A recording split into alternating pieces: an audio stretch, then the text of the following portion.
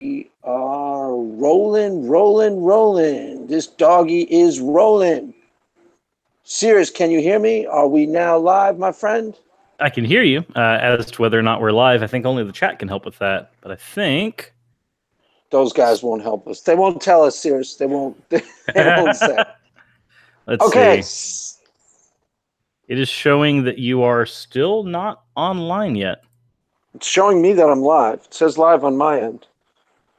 Yeah, on mine it's showing that still waiting for Craig Reed Holy. Hold on a second. Let me see if maybe I see you and I hear you, and it says I'm live. Yep, there we go. Yep. Okay. It was my computer that was messing up. My computer was the issue. See? You see, Sirius? This is the same thing. I see what it was. So what? the event that you had set up is not actually what people are seeing. Oh, yeah. No, I always do that. I set it up on my phone and then I switch to the event that we're in right now. Might be different from the one you tweeted out. I don't know which one you tweeted. There are technically two events. I set it up on my phone 3 days ago, and then I turn it into a laptop broadcast. Gotcha. Okay, so I understand what's going on now. Let me edit. I have a post on my Discord that I just put in. Let me actually edit. Oh, I can't edit the link. Hold on. There we go. Let me just fix that real quick. Yeah, that should make that a little better. And then on Twitter, let me fix that as well. We're professional YouTubers, guys. Old link didn't work. Try this one. There we go. Okay, there we go. Now I've actually broadcasted out to the right places. Now back to your regularly scheduled program. We're all good? Yep. Now we've got all the technical stuff figured out, and I've sent messages out there. And go to Craig's channel and check the new live stream. This one broke, and just sent that to the old live stream. So ideally, we should be able to get everybody in here now that way. Okay, cool. Okay, good. All set up now. Good. Good to go. We'll find out. We are officially broadcasting live with Suris, the mighty Suris. Now, for starters, there was some controversy yesterday over the fact that I had billed you as the fearless leader of the atheists. Well, I'm definitely not that. Well, you're definitely fearless. So the controversy must be over whether, in fact, you are in charge of your fellow atheists. Part of the controversy is I called Steve an atheist when he's an agnostic. I billed him wrong. But is he trying to say that you're not in charge? You're not the leader of the atheists. I am definitely not the leader of any atheists. Okay. You know, I know you're trying to be mild and you don't want to come across as the hard guy, but I would defy any atheist listening to me. If you think he's not officially in charge, defy him. I dare you. I dare you. See what happens. And I would simply point out that I'm not in charge, but that's okay. That's not working out terribly well, apparently. I can assert that. Okay, so he's downplaying it. He's downplaying it, guys. But this just in, Craig Reed Holy is a conspiracy theorist. If he says retweet this, do yourself a favor and retweet it. We don't call him the mighty Suris for nothing. He wields the hammer. Now, are you on Discord? You mentioned Discord when we first started. Yes, I can't figure it out yet. Is it me? Am I dumb, or is it bizarrely complex? It seems really counterintuitive. Discord has a tiny bit of a learning curve, but you can generally get over that after the first day or so. The trick is to get into a server. Once you're in a server, it's no different than like if you ever done like group chats over AOL or anything back in the day. No, I never did actually. It's functionally no different than something like that, but that's not a great comparison since you didn't do that before. Did you do any type of like group internet chatting back in the day? No. Outside of porn, no, nothing. No, I didn't even do porn, Sis. I didn't even do porn.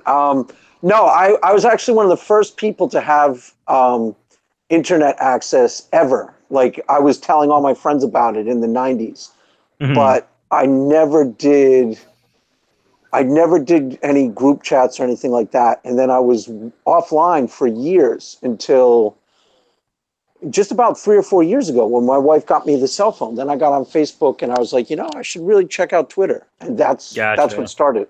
Prior to that, like the decade when I moved out here to California, I was almost completely offline except to, read and do things like that. I wasn't doing any social media. Then I'd say probably I'll send you a link to my Discord and you can hop in there and I can run you through some of the basics. It's honestly not that hard. Once you're in, the main thing is just there's going to be rooms on the side. You click on which room you want to be in and then talk to people in that room, and then past that, it's self-explanatory. It's just typing. Okay. It's not super complicated. There's no live chats where you can talk and hear people, or there's rooms for that too. For instance, mine, I've got a general chat, an anime chat, a chat about the current video I just did, a chat about streams, video sharing, video suggestions. So when people want to suggest me videos for me to do on my channel, and then if you scroll down, you can see voice channels for looking for group for gaming, music, because I have a bot on my Discord where you can listen to music. You just type in the name of a song, it'll start playing it in that channel. Okay, cool. So yeah, there's a lot of little things in there. My channel's not the most robust Discord channel, and I'm not in it as much as I honestly should be. But it does have some stuff in there for people who want to hang around in there for a bit. So I would definitely suggest that. Who are the good Discord channels out there? Genetically Modified Skeptic has a pretty good channel. He just recently built his up. Godless Cranium has a pretty good Discord. If you want to see a massive Discord, Telltale Atheist has a Discord, and it's huge, like thousands of people online. I generally don't talk in that one all that much because you walk in, you're like, oh look, this is daunting. Mine is on the smaller end. Because you say like one word and you got like 50 people responding to you. It just goes up. You say one thing and then all of a sudden it's lost in the chat. Oh, right. Yeah, I've seen that with a lot of live chats. Matter of fact, I don't enter live chats all that frequently because it's you say like 2 or 3 things and then they disappear. Yeah, it's the larger Discords. You have to go into like the little niche chats in them in order to get any good conversation out. When you're in the general chats, which is usually where I like to be, it's very hard to get a good conversation in the large ones because you're just one of the 100 people talking, and you may or may not be addressed at some point. Right. But yeah, that's a Discord. Pretty easy to work around once you get over the initial learning curve. Once you get the initial learning curve over, it's pretty easy to navigate. You probably didn't find this because you're a lot younger than I am, but Twitter is actually very counterintuitive when you first get on it. It took me a few months. Like I would tweet something, be like, who sees this and how do they see it and how is this working? And I know I've got friends who can't figure it out, who are on Twitter technically, but they've got like 3 tweets they sent out and they just don't get it. I actually had that same issue. I technically started my Twitter account like 5-6 years ago, and I had that exact feeling. And then I just abandoned Twitter after that because I said I have no reason to be on this thing. Nobody gives a crap about the things that I say anyway, so why would I even care? And then I started my YouTube channel, and I realized that, okay, well, I have to tie social media into my channel because it's the only way to make it grow. And so I had to start doing things on Twitter. And then I started noticing that, okay, let me just subscribe to a few of the people that I watch on YouTube. Oh, they're all having conversations with each other. Let me just start following some of the people they're having conversations with. And slowly but surely, I started to understand Twitter once I had incentive to try. But when I didn't have incentive to try, I just couldn't care. It was very similar with me. I got on Twitter and I tweeted to like Peggy Noonan or like some media figures. I like sounded off about Hillary Clinton running for president or something like that. I did like a few tweets, but I had no idea, even if I was tweeting to a person, to a group, I had no idea who saw it and how. And then I just was like, all right, forget this. This is inane. And then at the beginning of Hillary running against Trump, somewhere I started joining it to sound off about politics. Mm-hmm. And then I started, for some reason, it just clicked after a couple of times of me using it. And then I started this feed that I'm on. I have a couple other feeds that I use that I don't really use that much, but I started this one, the Craig Reed feed. And then I started to get it. Then I started interacting, and I got, bashed by atheists. And I was like, oh, I get this now. I got a bunch of you Christian idiot. And I'm like, oh, now I understand. Okay, praise God. It's generally what happens, and that's one of the. I will say that's one of the benefits of Twitter is that concise discourse is the only type of discourse allowed. Because if you can't say it in under 200 characters, then it's just not getting said. Well, there's some, to sing Twitter's praises for a bit, there are some things about Twitter that are fantastic. Actually, with Facebook, too. When I first got on Facebook, there were some things that I was like, this is really cool. Facebook, you get bored of really quickly. I don't know if you're on it. But Twitter... I'm on Facebook solely because I have friends that are on Facebook and I need one, but that's it. Right.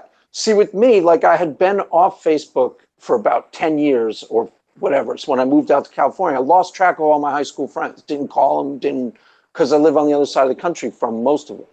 One or two live in San Francisco. And then when I got on Facebook, the idea of seeing pictures of their kids and their families at first was really cool. Now I don't care. But at first it was really like, wow, this is fun. Twitter, I think that's how a lot of people seem to be with Facebook, is that they get on Facebook and they realize that it's a great tool for reconnecting with people that you lost connections with over the years. But then once you've reconnected with those people, like for instance, my mom, her husband is a boyfriend that she had for a very brief time in high school. But they completely disconnected after that. And then through Facebook, they met each other again, and now they're married. But she basically, she was about to delete her Facebook, and then she decided against it because she has other friends on Facebook. But she basically said, I got what I needed out of Facebook. I got my husband. Now I'm done. Right. And I'm like, yeah, I can understand that, because there are some friends that I've either reconnected with or I meet them in various places, either in online gaming or in Skype chat rooms or stuff like that. And then when you add each other on Facebook, it's like, okay, I have this one little hub where I can talk to all these people when I want to. And when I don't want to, I just don't hop on that hub. Right. With me, there was when I was in college, I lived in a house at I think junior year, I had a band, and I lived in a house with 10 people. And one of the girls, for example, I lived with, who I was really good friends with this girl. She had an apartment in Manhattan in the 90s, and I'd go hang out in her apartment, on the Upper East Side. I would go into the city for the weekend and stay over at her apartment. And I hadn't talked to her at all in 10 years. And if there were no Facebook, I never would have. I would have never, ever heard from or got back. And she wasn't good enough friends for me to still have her phone number with me. And all of a sudden I reconnect. Do you know what I'm saying? That's what it was good for. People that would have just disappeared out of your life and you would never have talked to them again. You wind up being she came out to California, visited my friend, and we all hung out, that type of stuff. Twitter is much more actively useful.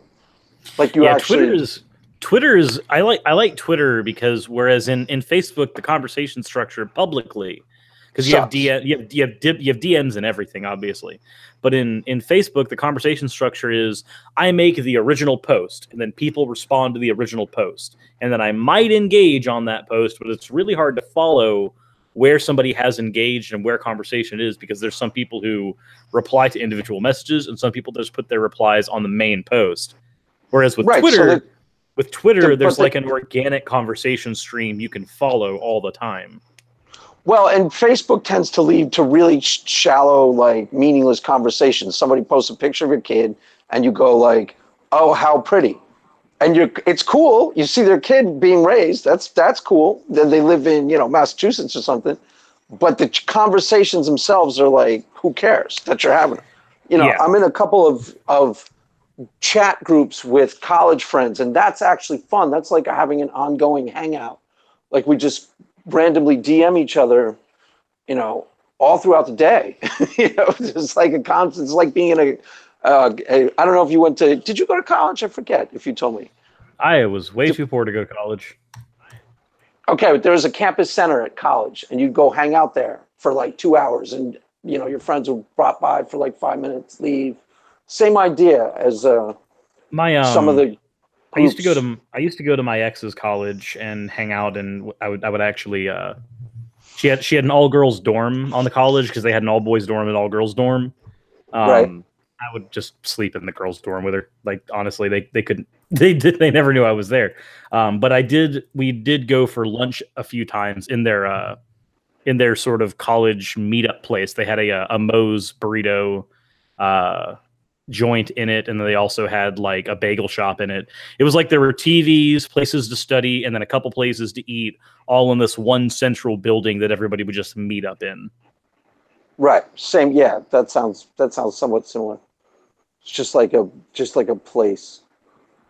Yeah, it was a very interesting experience. Like anytime that I went onto her campus, it made me want to go to college. But the difference in our upbringing was definitely ability to afford doing that. So I was just like, well, I can't, but that's fine. Yeah, that's too bad. College was actually really fun. One year I had a house with my friends, and then I lived off campus a bunch of different places. But okay, so you just posted a video on philosophy. You want to break us down a little on as to why and where you're going and what you were thinking? Sure. We can start there. So basically, what happened with that video was both me and Godless Iowan very recently did videos focusing a little bit on philosophy. I did the one on Clifford's Principle, and I did the one on conversations that I absolutely wanted to stop. I saw both of those. I saw one you did with Steve, right? Yeah, the conversations one was with Steve, and then the Clifford's Principle one I did on my own. And I got less hate for the Clifford's Principle one, I guess, because Clifford's Principle is something that at least resounds with some atheists. They're like, oh yeah, I don't believe something without evidence. That's fine. In the video, I did not mention that I don't always hold to Clifford's Principle. I just explained it academically. So that's probably why I got less flack for it. But when I actually... Go ahead.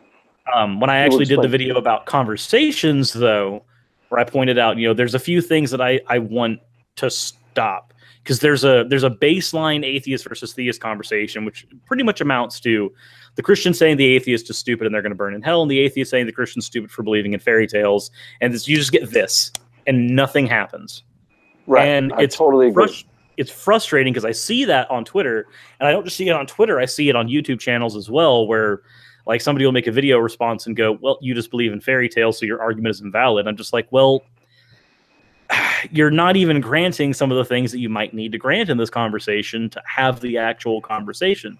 Because, for instance, if your goal in this conversation is to change somebody's mind, just calling them stupid isn't going to do it. So you need to find a different tact, something where you can actually engage with the individual, not just shut them down. That's why one of the points when somebody says burden of proof, burden of proof, burden of proof, I specifically said in the conversation video, 9 times out of 10, that's a conversation stopper, because anybody who understands even a baseline of philosophy knows that there's different types of evidence for different types of things, and what you accept as evidence and what I accept as evidence are different. And most atheists don't even understand what the burden of proof is. So I was basically going, look, I understand that these are talking points that a lot of people love to use, but I'm starting to find them inane because it's the same conversation going nowhere. Whereas when I'm looking at like some of the higher level philosophical discussions, even though sometimes they get a little bloody, the conversation actually goes in a direction, and you can follow it going in a direction. And there's sometimes conclusions even are met. And sometimes people even change their mind. Like Wayne Fillmore a few years ago was a young earth creationist, and he's no longer a young earth creationist because he was reasoned out of it by other people. You can't do that by just calling somebody stupid. That doesn't happen. It totally depends on, you probably got blowback from the people who were feeling convicted, because it depends on what your agenda is. Mm-hmm. If you're, and this is true for the Christian and the atheist. I don't interact with the Christians who are just trying to like beat you up and win talking points and score points and go away. But they're out there. I see them. They're just trying to. A lot of times I found this not with the atheists like in your crew. Like, that video you guys just made with Mr. Atheist? There's like six of the people who I consider my friends basically on there. Like you, Shannon, I forget who else. Me, Shannon, Holy Kool-Aid, and a few others. Right.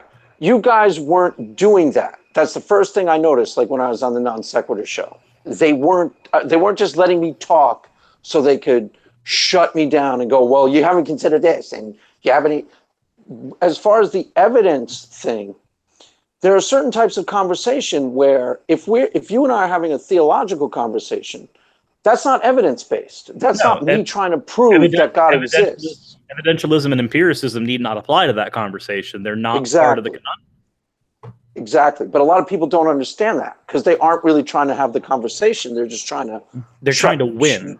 They're trying to win. They're not trying to converse. They're trying to win. And I hold the position that if you go into a debate, you go into a debate to win. But if you go into a conversation, you go into a conversation to learn.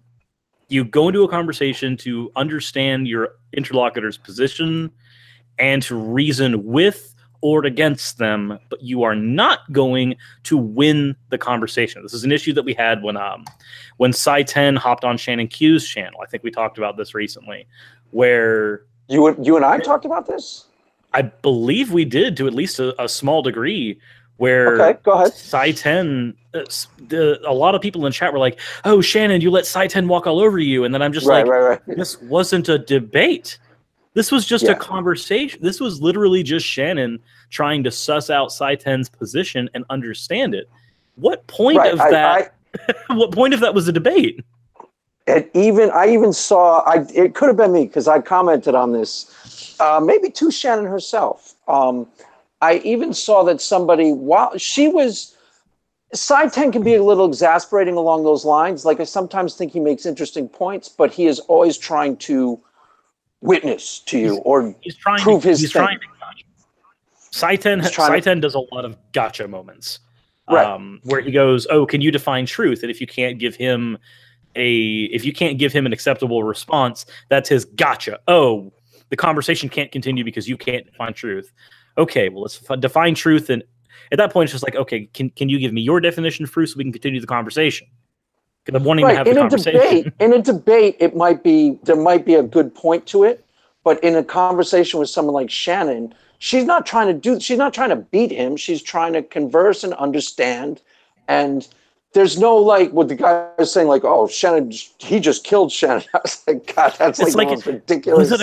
Was it a competition? That's like exactly. It's not a competition. Like if Shannon and Cy 10 were in a 3-legged race, and somebody said that one of them won the race against the other, and it's like it was a 3-legged race.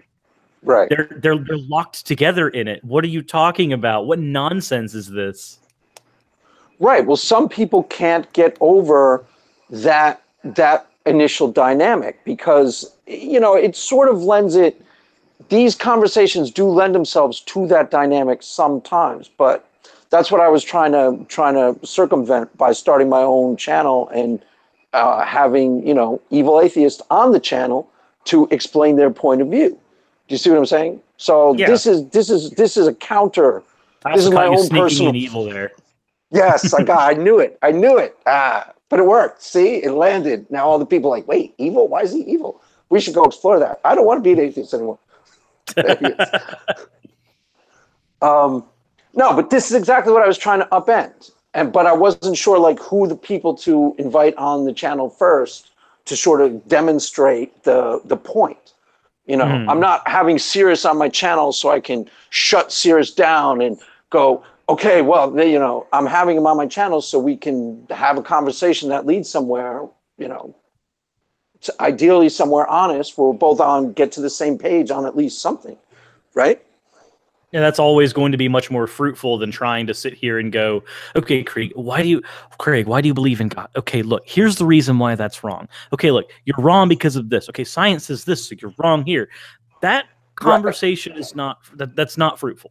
It's really not. And once you start a you're wrong conversation, you build a wall and the person just doubles down, even on a position they might not care about or hold. There's a lot of dogs. Put them in that situation where they have to defend their position. Exactly. Even if it's not their position. That's why I even shy away from structured debates, because there are some dogs that Christians will take some positions that Christian will take, and I'm kind of like, I'm not 100% sure I'm on that page or want to defend that position or agree with it. Do you know what I'm saying? Yeah, like there's a lot of. I'm going to have one of my, I'm going to be having a structured debate here in October, and that's going to be interesting to say the least, but we'll see how it goes. You're going to be debating someone? I'm going to be on the Non Sequitur show debating Catholic Fusionist on pro-life versus pro-choice, which should be legal. So that's going to be. I'm pro-choice.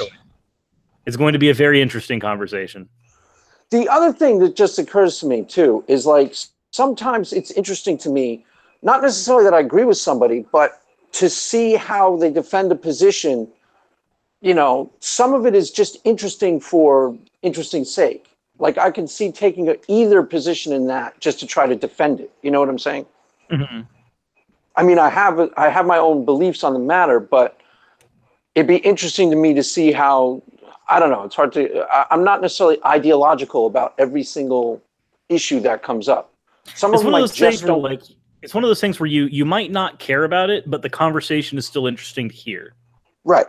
And you're interested to hear how people defend something either emotionally or logically. Those are generally the two types of, how they try to convince you or the audience is either by logical, breaking it down for you logically, or trying to emotionally convince you, right? Yes. Are there other ways I'm not thinking of? Those are the two most.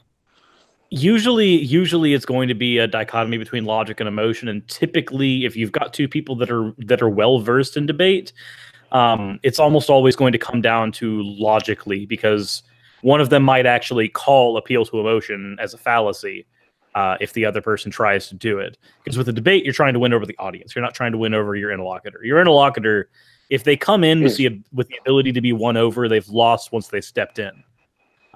Whereas the audience can be convinced, and you're trying to convince your audience. And the appeal to the emotion, it is almost always considered fallacious. So you almost always want to stick with the logic, but the appeal to emotion still happens. Well, okay, but where I was thinking is like with the problem of evil, there are two prongs to it. Which one? Just the general. Why is there evil in the world? That problem of evil. Okay, is that what you mean? By which there's logical problem of evil and evidential problem of evil. Right, but that's what. Okay, but I would define it as there's the logical problem, and then there's the part that's emotional to people where it bothers them. You know what I'm saying? Mm-hmm. Which is more important to an individual? That's hard to suss out in any given person, right? Yes, or it can be very hard to figure out where their position lies on there without a whole lot of direct questioning sometimes. Right. Now, do you watch the Street Epistemologists? Have you checked them out? Are you interested in their? So I've spoken directly. Like I've met Anthony Magnabosco. I've spoken directly with him. I don't like the Street Epistemology approach because I feel interesting. Why not? I feel like the only thing that it attempts to do is suss out or instill doubt with the least amount of backfire possible. And that's something that actually Anthony has said when he did his presentation at the Faithless Forum was, how to avoid the backfire effect, how to avoid having somebody, lash out at you when you're having this conversation. And I'm like, yeah, I get the Street Epistemology is a approach to that, but it's a very one-sided approach. Because with Street Epistemology, you're only sussing out the person you're talking with. You're not identifying anything within yourself. You're only talking about them. And so it seems to be, I wouldn't say weaponized, because it's not really weaponized in the same sense that philosophy can be weaponized in a debate. But it does seem that when you're doing Street Epistemology, you're not doing any self-reflection. You're only making the other person do self-reflection. Now, granted, you can have two people doing Street Epistemology on each other, and now both people are doing self-reflection. But your general man on the street stuff that you see is almost always, me to you doing Street Epistemology on you. And the other thing that's weird about Street Epistemology is that you ask somebody, hey, what percentage, how confident are you in that claim? What percentage confidence do you have in there? I don't think there's actually a good way to measure that. So it seems mildly dishonest to ask somebody how they would measure their confidence level in something when they're going to pull the number out of their butt at the beginning and at the end. It just seems... The first criticism that you mentioned about street epistemology is actually a brilliant point. Not to be too flat, but that's actually very, very, very sharp and very on point. That's kind of a devastating criticism of it, because that's innately why I'm not as interested in it as I could be. I like the idea that it's mellow, that he's, you know, it's not trying to start a fight, it's just trying to start a conversation. You know what I'm saying? Yes. But it's starting to, it's somewhat dishonest. If I had a criticism, it'd be similar. It's somewhat dishonest in that it already knows the answer it wants from you when it's starting the conversation. It's not necessary. It's a leading conversation trying to get you to a place. It's somewhat manipulative in that sense. And that's one of the issues, and that's one of the reasons why I don't plan on ever using it myself. If there are people that want to use it and they think that it's a good tool in their toolbox, that's fine. But I'm never going to use, I might use some tactics that street epistemologists would use, like, hey, how did you come to that conclusion? Why do you feel that way? But I feel like those are general things that you can have in any conversation. But when they're used... let me ask you a question, because as I talk to you and as I perceive you, I'm not sure if your agenda is even deconversion. Is it? Isn't it just honest conversation? My agenda is honest conversation and mitigating or removing harm. So that's why when we last talked and you said, are you an anti-theist? I said, I'm an anti-theist towards religions I deem as harmful. So you're a qualified anti-theist. Is that fair to say? Basically, for me to be an anti-theist towards something, it has to qualify as harmful in some way, shape, form, or fashion. Right. And the specific version of it has to be considered, or has to be harmful. And I think the issue that some people have with a position like that is that they can't get over the fact that it's a nuanced position. Because it is. Because my thing is that when you try to paint everything in black and white, or as a battle of good versus evil, it makes the narrative really easy, but it also makes it really dishonest.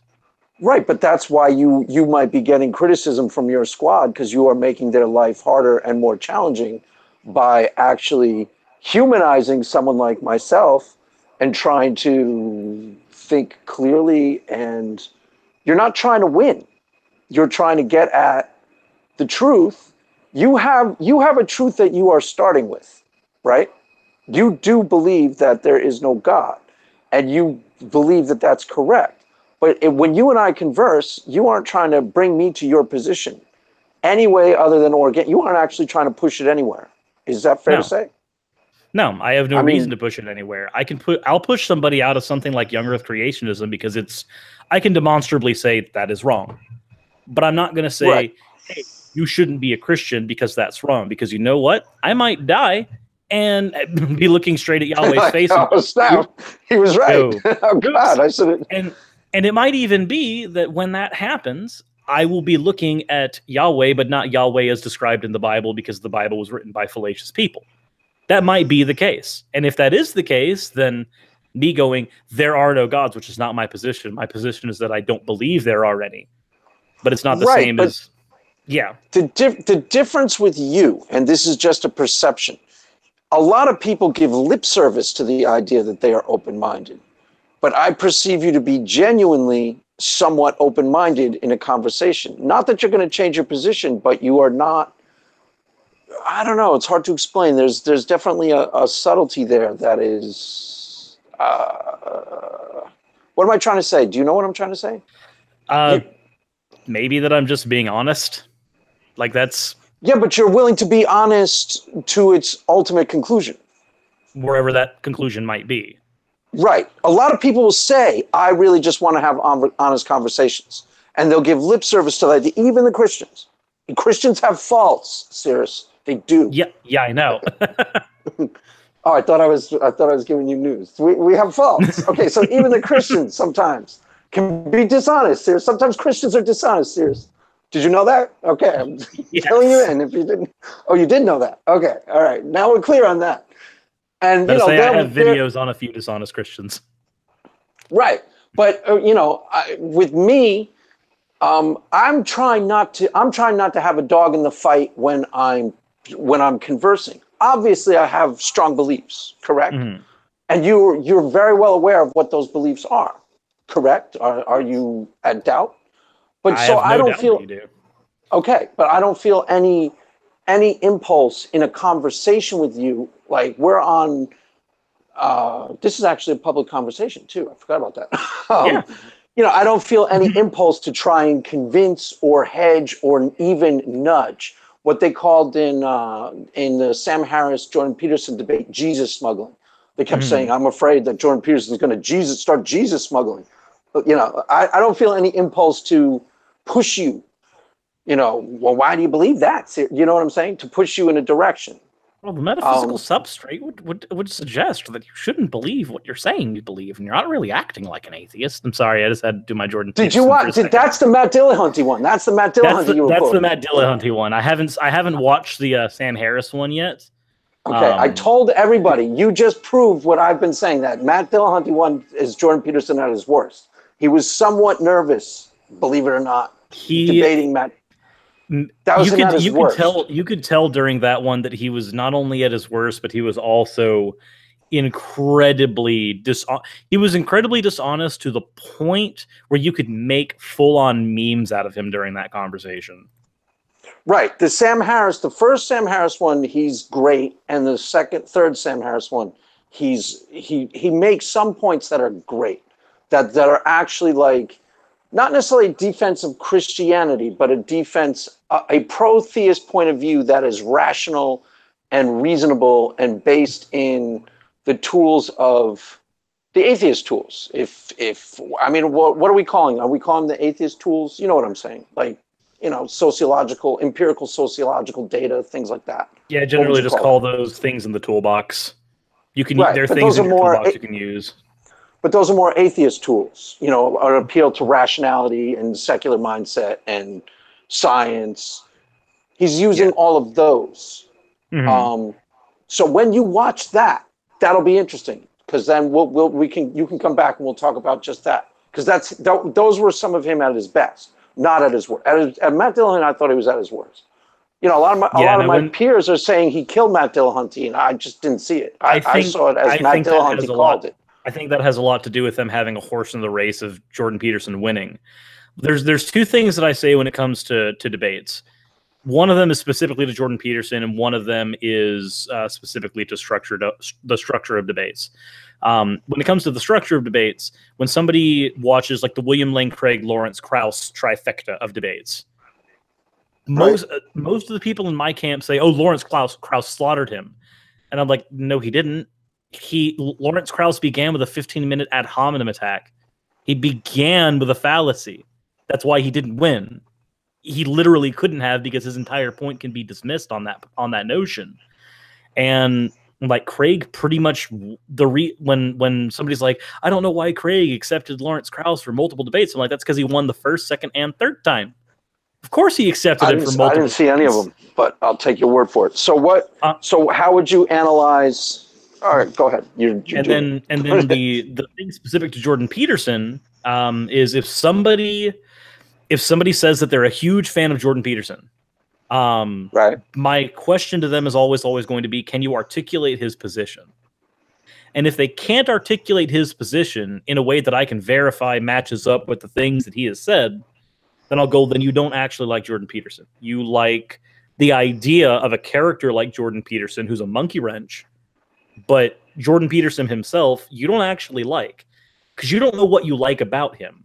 This is the same issue that I had when Cosmic Skeptic did his video on morality. And when he did his video on morality, Kyle from Non Sequitur Show was like, "Oh yeah, we're going to have Cosmic Skeptic on." We're like, "Cool." And me and Steve were trying to figure out why Kyle liked Cosmic Skeptic's analyzation of morality so much. It was like, what about his position is good? He's like, "Oh, you're just going to have to hear him articulate it. He makes it make a lot more sense." And I'm like, no, if you can't articulate the position, then you don't know what position you're agreeing with. That's a problem. It's a huge problem. That's potentially a problem. With me, with Jordan Peterson is totally a different thing. I don't really necessarily care what Jordan Peterson's point is. I take the stuff that I think is good for my own purposes. Do you see what I'm saying? I'm a fan because he lines up with things that I am trying to either establish or believe or put forth.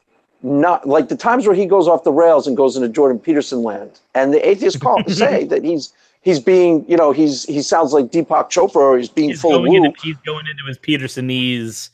I like my double helix snakes because that means that ancient people knew about DNA mode. Right. Some of the stuff that he goes off on doesn't quite work the same way. It's not as good. It's not as grounded in reality. But he doesn't notice it necessarily in the moment because he's so used to hearing himself talk as a college professor. Sometimes one of the issues that I find with him though is I think there's a level of tact involved in it, where because there's a thing that you do in not all the time in debates. There's a thing you can do in conversation, which I consider dishonest, but people still do it anyway. And it's where you'll say 15 true things and then one false thing that you still believe. But because it's been said amongst a myriad of true things, it generally seems like it increases the validity of that one claim. And I think that happens a lot with Jordan Peterson, is he'll say a lot of things that you can nod your head to and go, that makes sense, that logically follows. And then he'll say that one thing. And I think you and I both could agree, he always gets to that one thing. He'll definitely say a couple of things. Right. He'll definitely say some things that are fallacious. But because he says them coupled with things that aren't fallacious, things that are all, they all logically follow, they all work, you get the kind of like Jordan Petersonites crowd, the people who just kind of nod their head. They go, no, that one's true too. Okay, but no, the fact that it was said with a bunch of true things doesn't make it more true.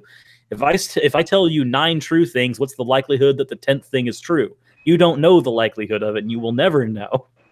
Right. It doesn't work. I don't think it's coming from a place of dishonesty. I think it's coming from college professors are used to hearing themselves talk, and they're used to having people, eat up every single word they say because they have to and because of the position.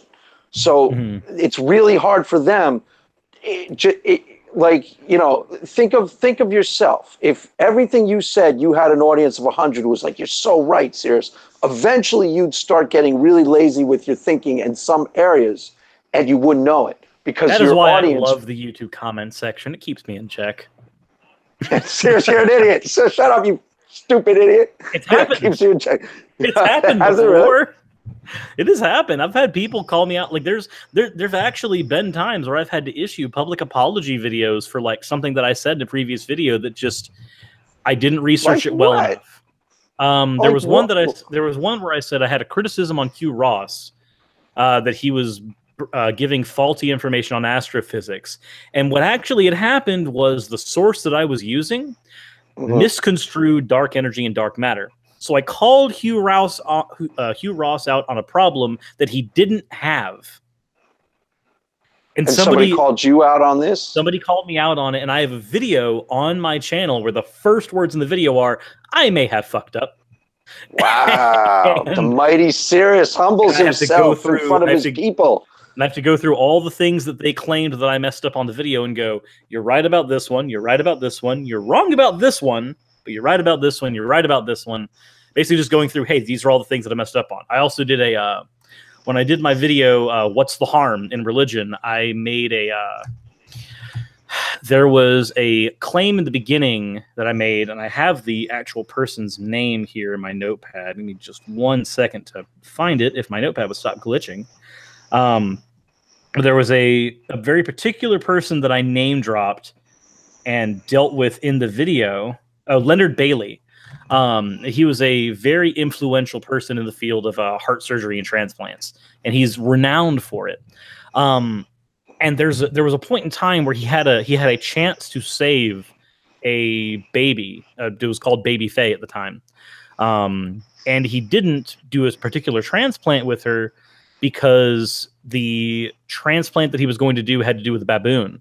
And he didn't want to use I think it was either, I can't remember the exact details of it, but there was a particular monkey that he could have used, and he opted not to use the monkey because even though he was a surgeon, he didn't believe in evolution. And using a monkey's heart to save a child would have affirmed that, you know, they are a common ancestor with us.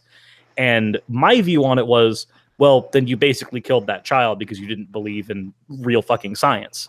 Right. And while the story checked out that he came to these conclusions the way he did for the reasons that he did, Aaron Raw sent me an email when I sent him that video and said, actually, on the Leonard Bailey thing, even though he came to his conclusions the way he did, the results would have been the same, because once you're getting into transplants, if the heart is the same shape and size, a pig's heart is a monkey's heart, is a insert animal here's heart, they will all function the same as long as they're the right size. So him going for the right size as opposed to going for the right species was the right call. Even though he made it for the wrong reasons, it was still the right call. So on my video, in the pinned comment and in the description is a public, the first claim that I make in this video is false.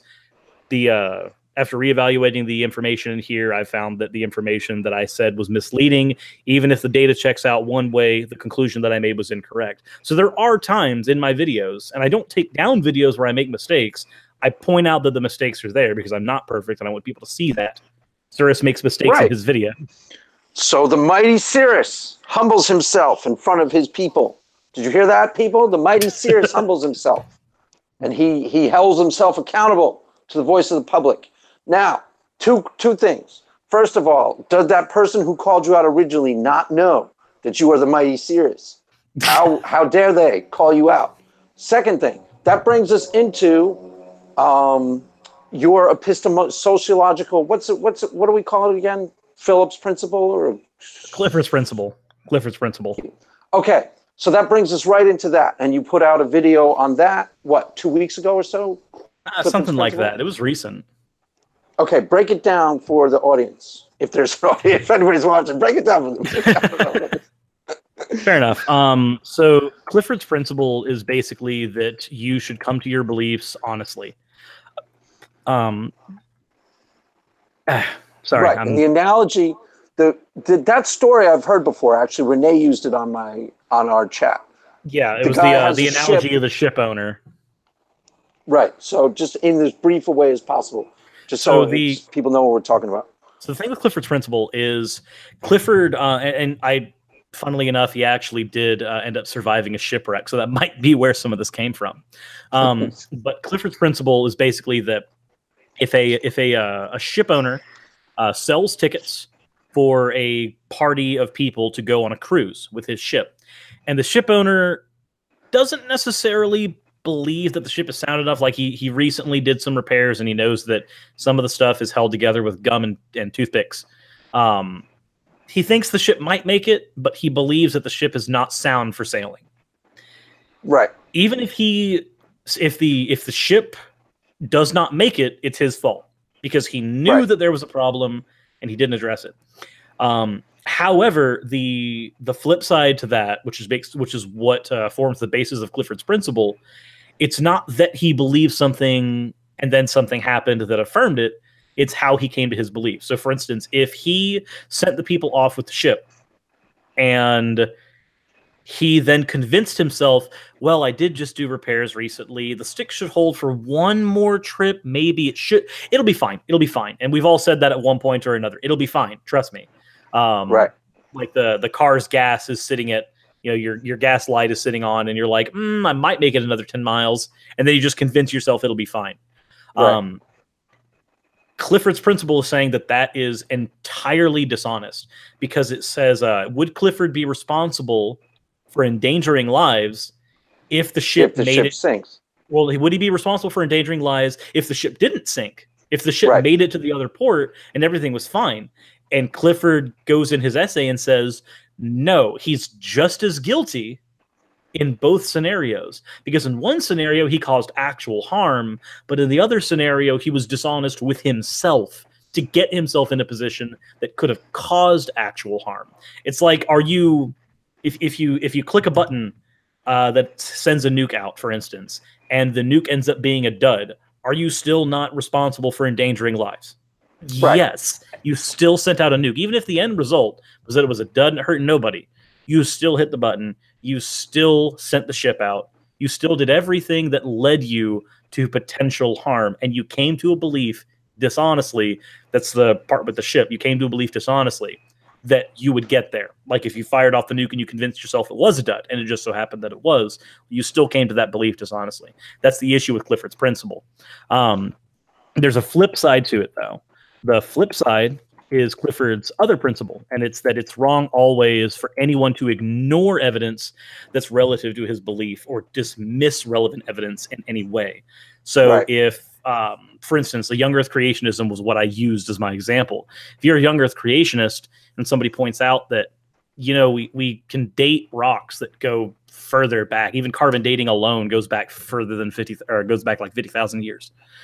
And they go, well, that's not real evidence. That doesn't work. That's not right. And they just put their fingers in their ears. That's where Clifford's other principle applies, is now you're just ignoring data to maintain a dishonest belief. And those are the two sides to Clifford's principle.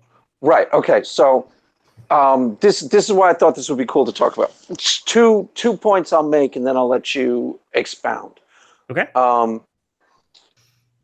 The first part, I was actually going to say, I noticed that the obvious analogy you draw is between, so in Clifford's principle, he's basically arguing that it is immoral to not investigate the evidence in an honest fashion. There's a morality involved, right? Yes, he finds it as a moral dilemma for not investigating your own beliefs.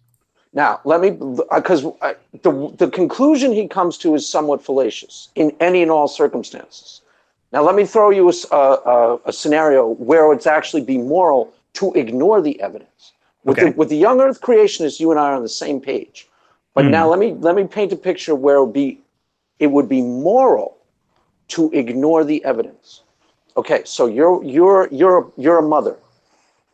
Your child, you think your child is smoking weed. You know his father is a hard ass and will really, really punish him if his father finds out that he's smoking weed. You don't know for a fact your child is smoking weed. You just kind of think it, and you get that weird feeling in your gut.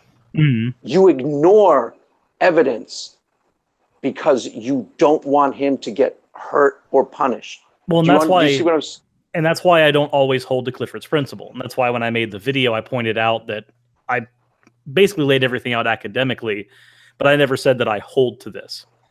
Because the thing with Clifford's principle is that you do have that nuance, like you mentioned. There are points in time where, for instance, when somebody says, is it a good thing to lie?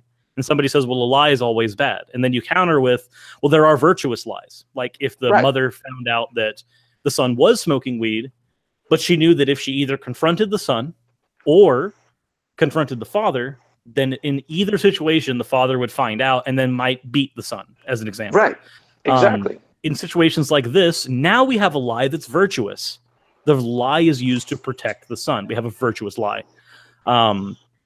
This is why I don't hold to things like Clifford's principle, because you can't use them to paint all situations the same way. Right, but that's the fundamental error that he makes, is that, yes, there's a moral principle involved in the example that he brought up, obviously. And yeah, he's right as a general principle, sure. It's probably a lot more honest, hence moral, to, investigate things fully, being 100% honest. I mean, that's probably round the boards mostly true. I could just think of counter examples, right? Yeah.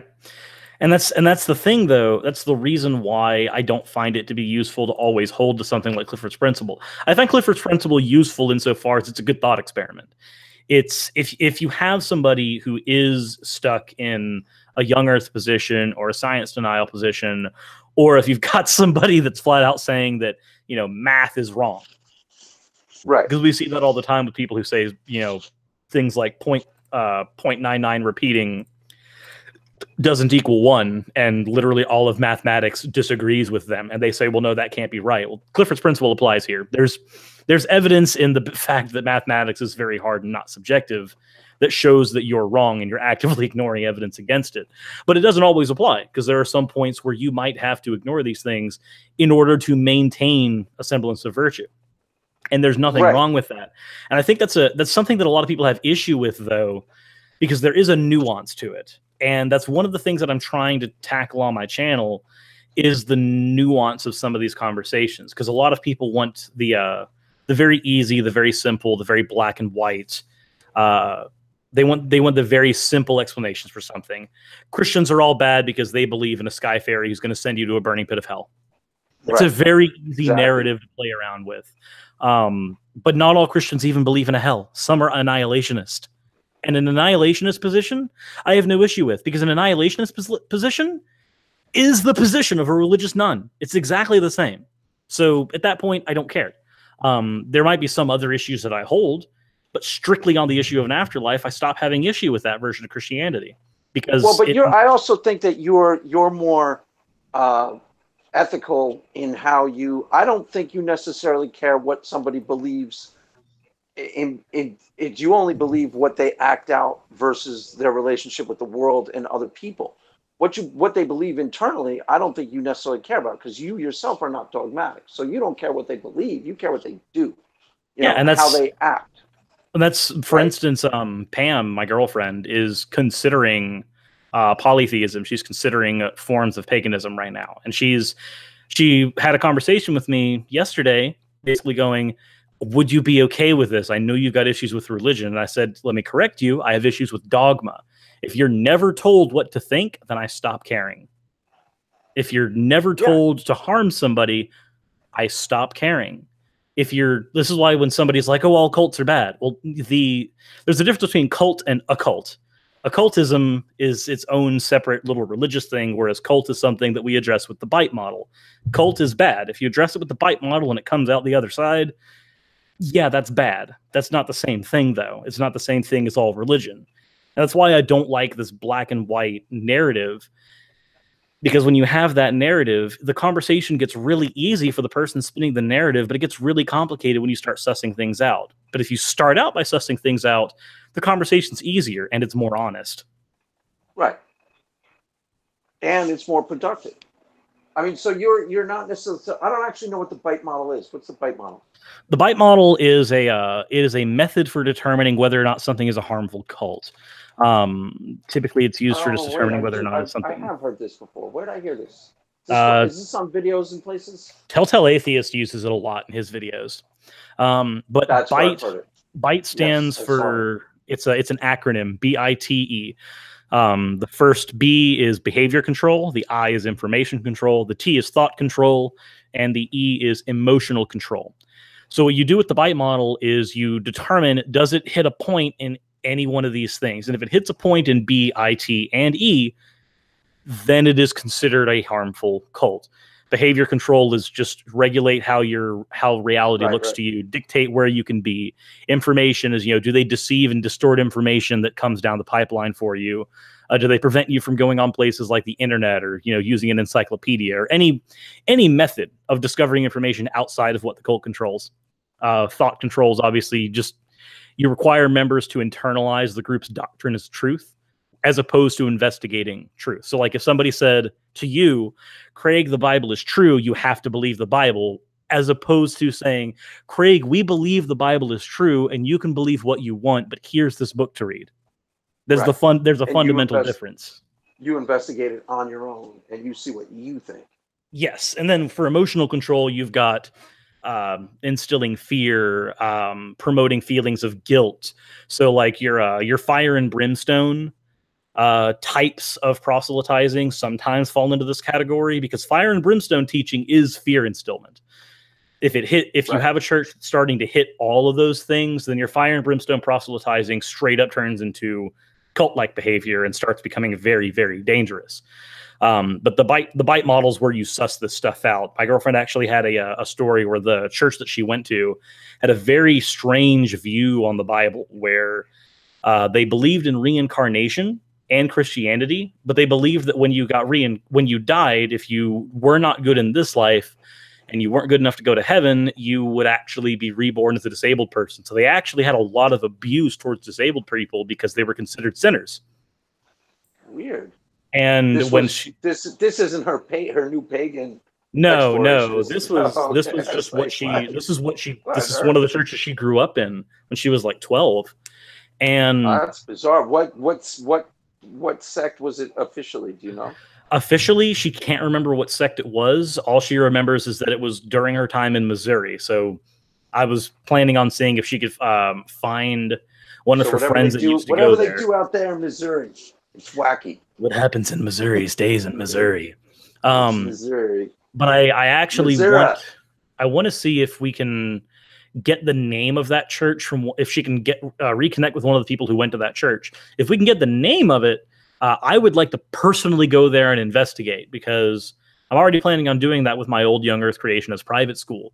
Just going there with a camera and making a few videos about the area. Interesting videos. It's a lot of stuff that I want to do. That, by the way, I started watching some of Godless Iowans. That little series that he does on his deconversion from, I guess he was a kind of a rabid Pentecostal. Yeah, he was a Pentecostal minister who was Pentecostal up until the point where you have to handle snakes. Yeah, and I just watched the first and so far the last two, but they're really interesting. I'm going to watch the whole series on that whole tale. It's pretty interesting stuff. That's wild. Yeah, that'd be fascinating. You go to your old school with your little video camera and put it on YouTube. That's what the plan is? The plan is to make those videos and then run it onto YouTube as stuff on my channel, my regular Monday and Thursday uploads.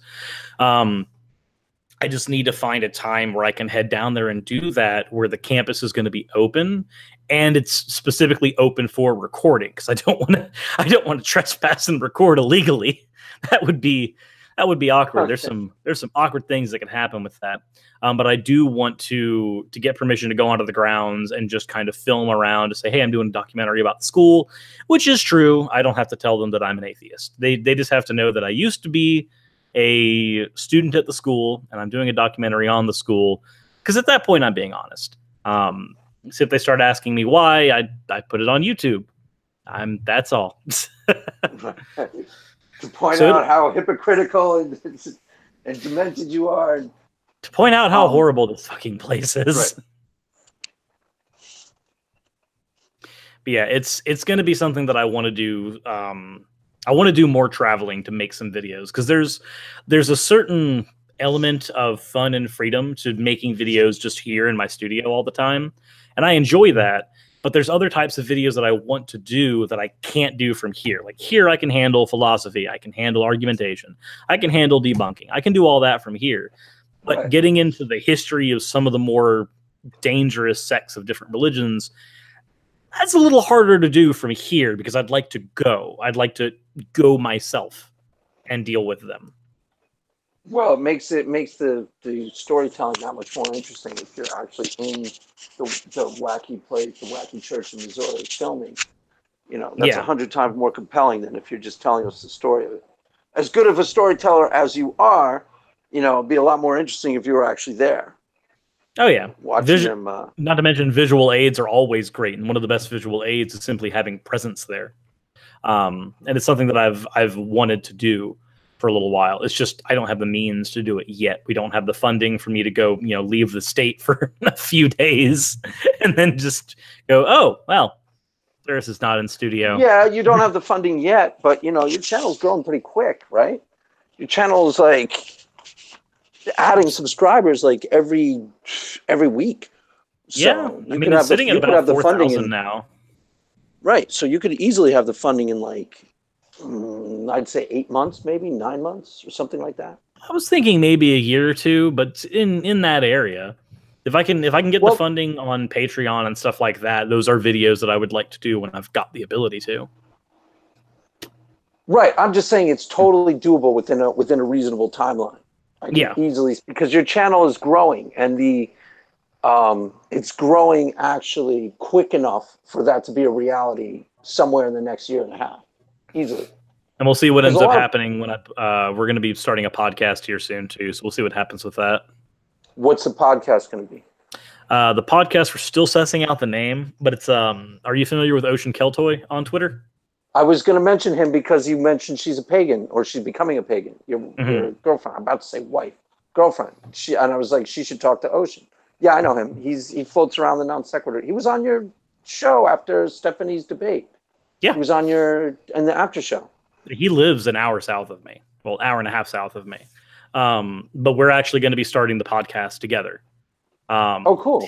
He's going to be the co-host, and we're basically going to be going through argumentation, how to have conversations that actually lead to fruitful conclusions, and then if there's an actual issue within any religion, how to properly address that issue. For instance, when somebody's talking about Islam, and they say, "Well, my problem with Islam is that it tells people to go, blow themselves up." That's not what it says. There are issues in Islam, issues that make me find it repugnant. But those are not them, because you can have sects of Christianity that do that. You can have polytheistic sects that do that. All you have to do is just have some narrative behind the book. And at that point, the issue is the narrative. There's a nuance there. If you want to have an issue with Islam, then read the Quran and find the actual issues in them, because they're there. They're very easy to find, but they're not the same thing as, not all Islam is ISIS. And you're not going to have a productive conversation if you try to view all Islam as ISIS. Right. So your podcast, you're talking about the podcast of what you're intending to do with Ocean, right? Yes. Okay. So what are you? So you're going to try to? Okay, explain.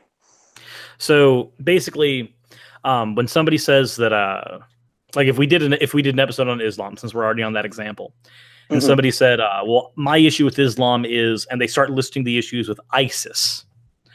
In your sense, if I said my issues with Christianity are, and I started listing the issues with the Catholic Church, right? Now we have a problem, because, for instance, me and Stephanie, we agree on all of the problems with the Catholic Church, and yet you and Stephanie, yeah, little Stephanie, you guys agree on something? I can't believe that. What? She left the Catholic Church. When did that happen? She left the Catholic Church for all the reasons I have issue with them. Oh, yeah. Okay. So that is an area of agreement. So you have a situation where, like, me and SJ I'm an atheist, she's a Christian. We agree with all the problems we have with the Catholic Church. But if somebody were to say, my problem with Christianity is insert these things here that only have to do with the Catholic Church, now you're misrepresenting all of Christianity as that. There are problems that I find within just Christianity and the Bible, but they are not the same problems that exist in the Catholic Church. That's a very specific set of issues. So, for instance, with Islam, if somebody were to say, I have issues with Islam, I don't like the terrorism and all this other stuff. Okay, that's fine. You do have issues with ISIS now, but that's not how all of Islam is. If you want to go into the Quran and read Surah 2 and Surah 4, then I would make an argument that you can have issues with Islam because they claim that they are for equality, but they have obvious inequality dictated and mandated within the Quran. Now you've got an issue that's grounded in the actual holy book. And that's more nuanced, and that covers more of the religion than just spouting issues with one sect of it and then trying to appropriate those issues for all of it. So we would end up having... Well, here's the problem with that approach. It's a good approach, but it's when you call yourself an anti-theist, you are going to wind up being too honest about different religions, and people are going to get annoyed because people on your squad, people on my squad are going to like it, but people on your squad are going to get annoyed because they're going to say, like, well, you're defending this and you're defending that, and you're going to have to say, well, I'm defending it on honest grounds, but you're still going to be doing somewhat of a defense of at least the pro-social aspects of the different churches or denominations or sects that you start analyzing, right? And do you want to know what my honest response to that is going to be? I'm serious. Do you see this hammer? Get out of here. My honest response to it is going to be twofold. One, it's going to be, why should I care? Yeah. The second response is going to be, my issue is with dogma. And if you're going to tell me how I should think and approach things, you're being dogmatic, and now you're my issue. Right, but I totally and 100% agree with you in approach and even philosophy, believe it or not. This is one of the things that I've been maintaining as an article of faith, that most of the people I know who call themselves anti-theists are actually reasonable human beings, correct? Outside Yes. of like Shannon. Outside of Shannon. Everybody else is reasonable. Everyone else is normal. She's you know, she whatever. But so the problem, if you guys said, you know, Craig, this here is what's wrong. I'm against dogmatic thinking. I'm like, okay, so am I. You know, I'm against homophobia. I'm be like, so am I. You know what I'm saying? The things that you would find fault with, I don't think we disagree about, would we? For the most part, in a lot of things we haven't. In a lot of things we honestly haven't. Right, we'd be on like what, 89% agreement on what the toxic attributes of a given cult or Christian sect or Islamic sect. We'd probably both agree almost routinely on what the problems were. Correct. Mm-hmm. In a lot of cases, that's probably going to be the case. Right, and this is what I asked Steve, and Steve gave me an honest answer. I said, if he at one point he became a Mormon, right? Did you listen to that interview? I've heard his story I've heard his story about Mormonism before. Okay, so the answer is no. No, I didn't listen to it, but I didn't want to hurt your feelings. Okay, you didn't listen to him. So, and I said to him, if Mormonism, as you were practicing it, there were things about it he liked. You know, there's things about Christianity that people like, even like people or say, okay, that seems positive and good. You know, the community, going and singing songs, being nice to each other. There's a lot of things that people are like, okay, that attribute's cool, and that's cool, and that's cool. If they had only done the stuff that he had liked, he might not have left. You see what I'm saying? Not that I care if he's a Mormon or not. I'm just, for my own purposes, analyzing the situation of the critics of religion. Do you see what I'm getting at with this? Do you see where I'm going with? If religions did not cause issues, then those issues wouldn't be had. And that's kind of where people like me and Steve and others end up coming to common ground on, as we go, you know, if we didn't have such issues with what we had been taught, we might still be there. But those issues were there. Right, those issues were there. But you and I would almost routinely agree on what those issues were. Like, I'm not anti-science. I don't think you shouldn't be taught I think you should be taught what's in the science book, period, by the scientists. They get to decide what's accurate science and what's not, right? End of discussion. So you and I would agree on what some of those, or most of what the toxic things are, right? Or no? You tell me. For the most part, I think we would, because for instance, me, I'm not. For instance, me, if you say you believe in God, it doesn't matter what God it is. I'm going to go, okay, that's fine, that's cool. You say you believe in the Bible. We might have disagreements on some of the things that are taught in the Bible, but at the end of the day, if what you're taking away from it is not harmful, then I don't have much issue with it. Right, that's what I thought. That's what I was saying in my convoluted way. That's what I was trying to say. Whereas with me, even though I ended up leaving my faith and leaving all that, I also don't tell other people that they have to. For me, I found that just constructing my own narrative for myself, constructing my own epistemology, was more effective than building one out of a package in a holy book.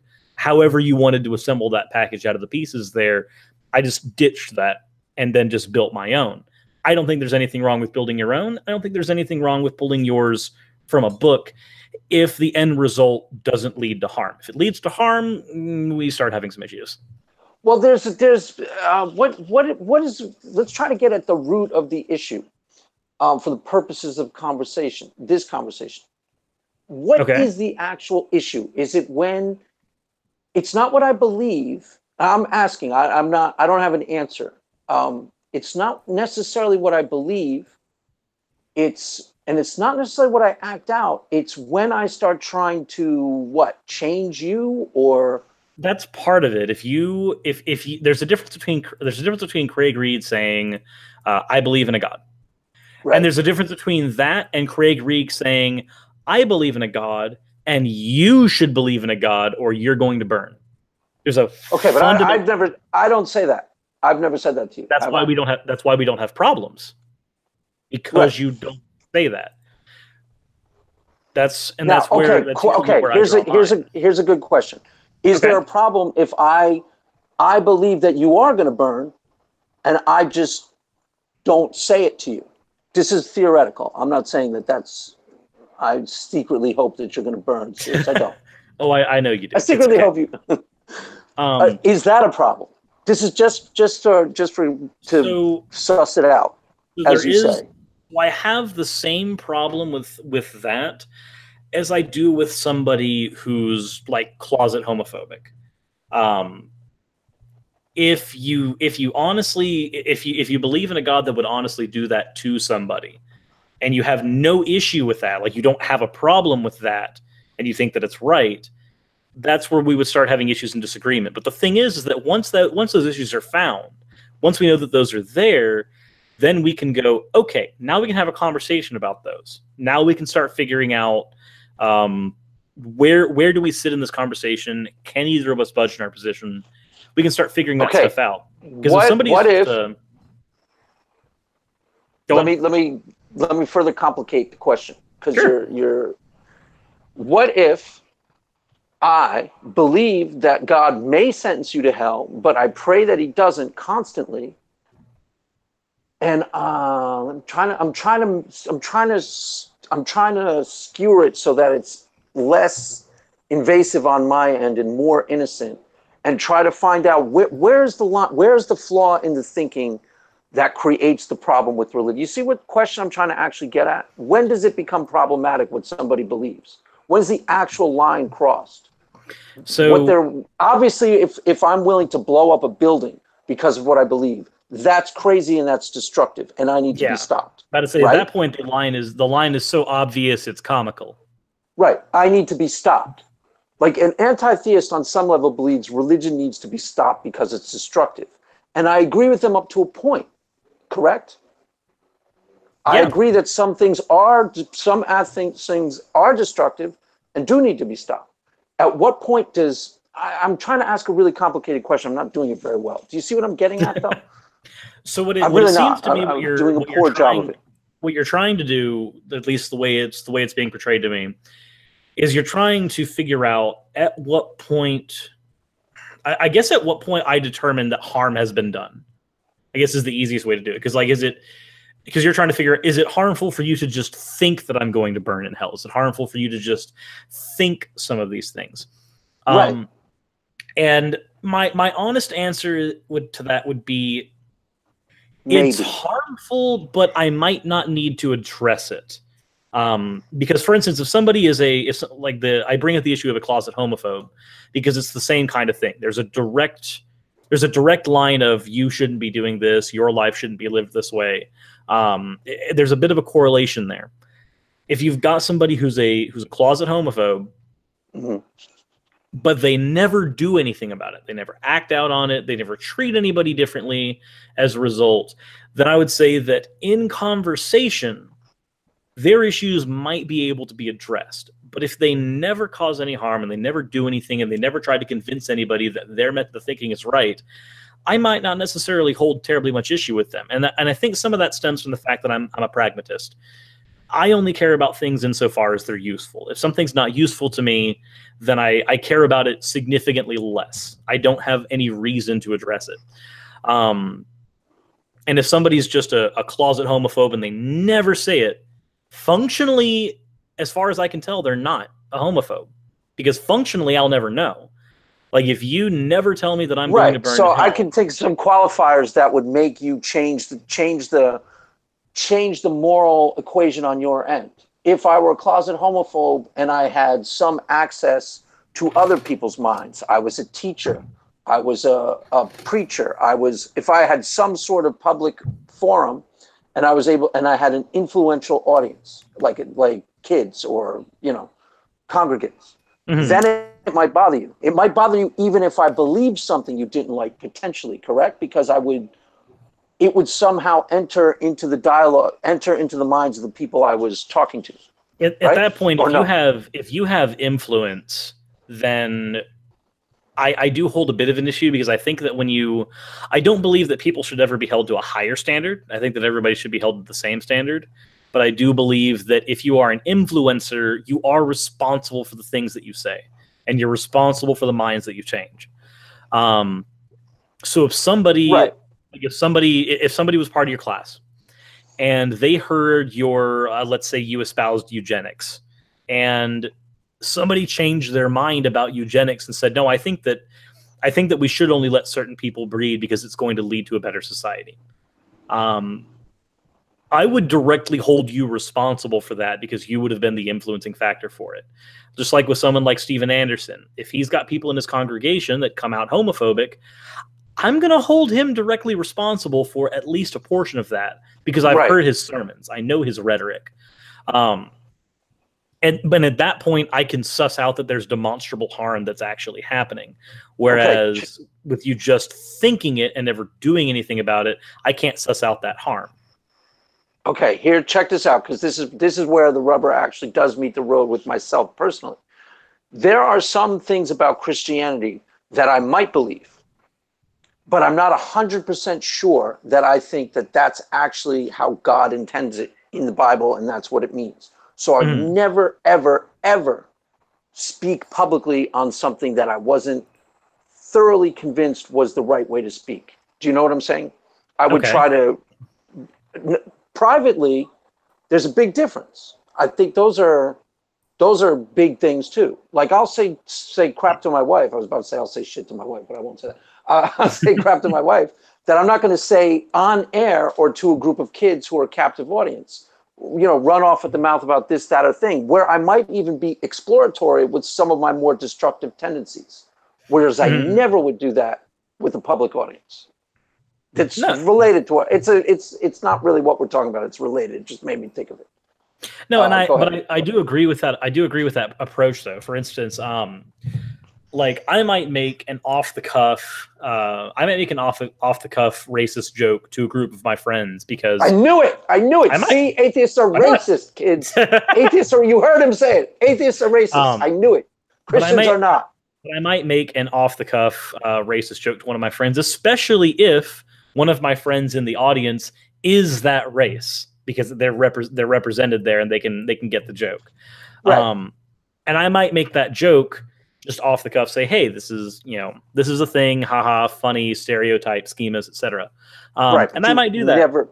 But you would never in a million years do it on a YouTube video that you made. No, I'm never going to go on a YouTube video and say, well, black people do this. Well, no, that's not true. Isn't that funny? And everyone's like, no, you racist. Everyone's like, no, it's not funny. Well, my friend, I have a friend who he has a huge issue with racist jokes. Not that he has an issue with them personally, but he always wants to figure out why somebody's made one. So what he'll do is anytime somebody says one, he gets this deadpan expression, and then he goes, okay, but why was that funny?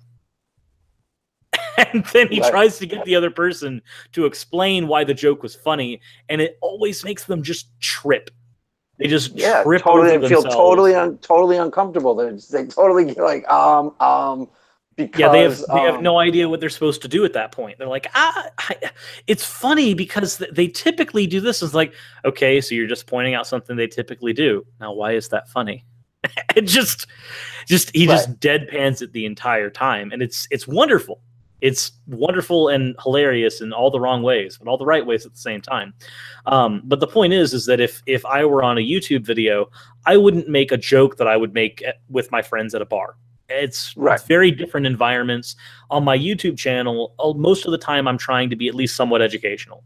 If I'm doing a debunk, here's why this person is wrong, here's the narrative they're trying to say, here's the issue I have with it. Doing a video on philosophy, I'm trying to be academic. Here's this thing in philosophy, here's this thing that it represents, here's how it came about, here's my conclusions on it. Carry on. There's no room in there for me to make that kind of joke and to even fit with what I'm trying to do. Right, but part of it is there's no margin for error, A, because it's public, and there's no margin for exploration. when you're messing around with your friends, you might try on even as play, hateful attitudes or stuff, just to throw it out there, just to kind of like, F with people's minds and just be funny or spontaneous.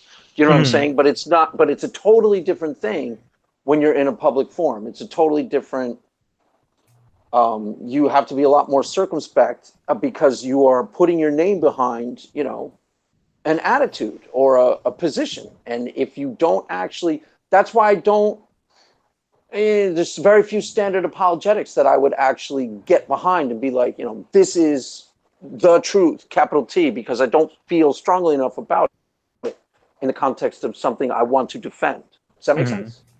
No, and I can definitely get behind that, because with you, if you were to go, well, I'm a Christian and the Kalam cosmological argument supports me, and then someone were to point out, well, the Kalam cosmological argument can support any monotheistic God. It doesn't have to be your God. Now you're stuck in a position where you're having desperately to offend this apologetic that's not even yours, and it gets really awkward at that point. So it's better to just not even do that sometimes. Right. Well, I mean, part of it is, see, I don't consider those the actual. I was kind of disappointed, to be quite honest, when I started researching the apologetics, because I was like, really, these are the things that we're throwing out there as the actual arguments for God. I don't find them all that true or convincing for myself, so I would never try to push them out there as, these work. Well, that's the funny thing. That's the funny thing about apologetics is there's a thing that Matt Dillahunty has said about apologetics, and I think it rings true. And I'll still research apologetics because I have a channel where I have to address them sometimes. But one of the things Matt Dillahunty pointed out was there has been nobody on the face of the earth that has changed their mind about Christianity based on apologetics. Probably not. As far as he's been able to tell. As far as he's been able to tell, maybe back in the days of Thomas Aquinas, when a lot of them were getting their first footholds, when you were building up your 5 ways and all that stuff, and maybe in the early days of Islam, which is where the Kalam comes from, maybe. But in the modern era, generally speaking, you're convinced for other reasons. Usually it's not a logical apologetics argument that's going to bring you to the faith. It's not. If it happens to some people, that's fine. There are outliers to everything. But not on enough scale where the apologetics are really anything more than just a tactic for debate, as far as I've been able to tell. And I still will study apologetics because I do engage in that discussion. So if I'm not learning that apologetic, then I'm not prepared for that tactic, and all of a sudden I'm going to get ran over when it's used. Right, but see, my process is totally different. When I'm reading apologetics, I actually believe in God, right? And I would use an apologetic that I thought was 100%, that I was like, yes. Now, I've found a couple that almost can get you there, but I'll give you an example, and then you tell me what I think you'll agree with me, probably 100%. Let's take like epistemology. You've heard of Holy Spirit epistemology? Holy Spirit epistemology? Yeah, where it's like, okay, I'll try to break it down for you. If I went to church one night, I became a Christian because I went to church one night, and as I perceive it, God made himself real to me in that sermon. Okay. Right? That's a powerful subjective experience, correct? That's convincing to me. You believe that part of it, right? Okay, that's fine. Now, in order for that, if I hit my hand with a hammer, I'm experiencing pain. The pain is subjective, correct? Pain is subjective, but it's no less real. Right, but the pain is subjective, but it is based on objective facts that are actually occurring. Your hammer hits your hands, damaging the nerve endings sending a signal to your brain. There are actual objective things creating an experience that is, I am subjectively experiencing. You're with me, right? Correct? So far, yes. Okay. Now, let's take it to the church. I go to church, and let's say I'm trying to convince you, Suris, that something objectively happened to me at that church that was actually God. You believe me that I had a subjective experience, right? Mm-hmm. I can't, how could I circle the square? How could I can't even perceive how I could get. Do you see what I'm trying to say? There's a big, huge chasm in there that is called faith. So the issue we run into the biggest issue that personal experience has. And the biggest issue I find with personal experience is that it is personal. Subjective. Not that it's subjective, that it's personal. I don't care that it's subjective. I care that it's personal. Right. The issue with personal experience is that because it's personal, you cannot and can never convince me because of your personal experience. Right. The only thing I agree. Is my personal experience. And when you're dealing with personal experience, you have the other side of the coin is what do you attribute to that personal experience? So for me, I can get the feeling because I've been to church and I felt the feeling of spirituality, the filling up with the Holy Ghost as everybody's standing up and doing their thing. I felt it before. But where we run into issue, and this is the biggest issue with personal experience, outside of the fact that it's personal, is now you run into the issue of how do we attribute this personal experience? You might call it God, and then you might attribute it to a particular type or brand of God. Polytheists might go for a God that they particularly venerate. You'll go for the God that you particularly venerate, or the God that you are about to venerate, because it's one of the things that convert. Whereas with me, I might go, well, I know a little bit about how the human mind works. There is a thing with the placebo effect. There is a feeling with being, when you're in a group and you start feeling that feeling there's ways that it can be chemically explained. So for me, I'm going to attribute it one way, and you're going to attribute it another way. And there's really not a big way to suss out which one is right. Because at that point, we have to start defining truth. Okay, so I totally agree with you. Let's say both you and I went to that same service that night. Mm-hmm. I could have a powerfully subjective experience that God was real in that service, and you might not, correct? You might not be feeling anything. Now, it could be two reasons. Could be one, there was no God in that service, and I'm more sensitive to whatever it is that, the music, the human, the psychological reality dynamics, that whatever it is, if there's no God and there's a religious experience, I might be more sensitive to the concrete realities, and you might be not. Or, see what I'm trying to do when I read the epistemologists from the Christian point of view, they try to scam you past the finish line. They try to scam you. They don't come up with the answer that fills in faith. Do you know what I'm saying? The right answer so far is faith. I had faith that was actually God. But if I'm trying to talk to an atheist, that's not good enough, correct? No, generally speaking, it's not. Okay. So when I looked at the Christian version of epistemology, they basically try to scam you past the finish line. Do you see what I'm saying? They try to make it sound like really complicated scientific language to disguise the fact that they are accepting something by faith. And they're trying to disguise that fact in the way they talk. Well, it's a basic, I forget what Alvin Plantinga actually says, but it's something along like Plantinga says a lot of interesting things. Well, but you don't agree with most of what he says, correct? Correct. Or do you think he's kind of on point with some things? Anything at all? I think when he says that demons cause hurricanes and twisters, that he's a bit off point. I didn't read that one. That's why I said Plantinga is there's things about philosophy that Plantinga does decently well. He has a decent argument from contingency. That's a very universally simplified version of Aquinas' third way. And it's a lot more applicable than Aquinas' third way because it could be broken down into 5 or 4 parts, whereas Aquinas' third way, breaking that down is an absolute nightmare, and it leads to a 31-part thing that I don't even want to suss out. Which is his. It might be something that there's a couple that are okay, but they don't get you past the finish line. They aren't proofs. They're potential leading indicators. But which one is the one that you said is decent, the contingent one? Plantinga's argument from contingency is much more concise and easier to work with than Aquinas' argument from contingency. There are Thomists who have been Thomists for 10 years and still don't fully understand all of Aquinas' stuff. Yeah. The problem is they're trying to.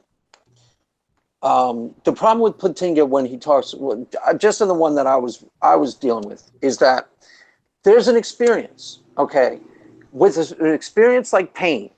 I can hit your hand with the hammer. You can hit my hand with the hammer. We are both going to experience pain subjectively to one degree or another, correct? Because it's based on objective facts occurring in the real world, correct? Mhm. So we're both going to experience pain. You know, you're going to experience it more intensely because you're not quite as tough as I am. I'm going to experience That's it really, probably true. It could be. It could be. I'm pretty hardcore, Suris. So I'm going to have a subjective experience of concrete reality. Now, if I'm trying to convince you, and I'm not trying to convince you right now, I'm just saying if I were trying to convince you that something real occurred in that church that night that turned me into a Christian, what building blocks can I use other than faith? You see what I'm asking? It's a much more complicated question.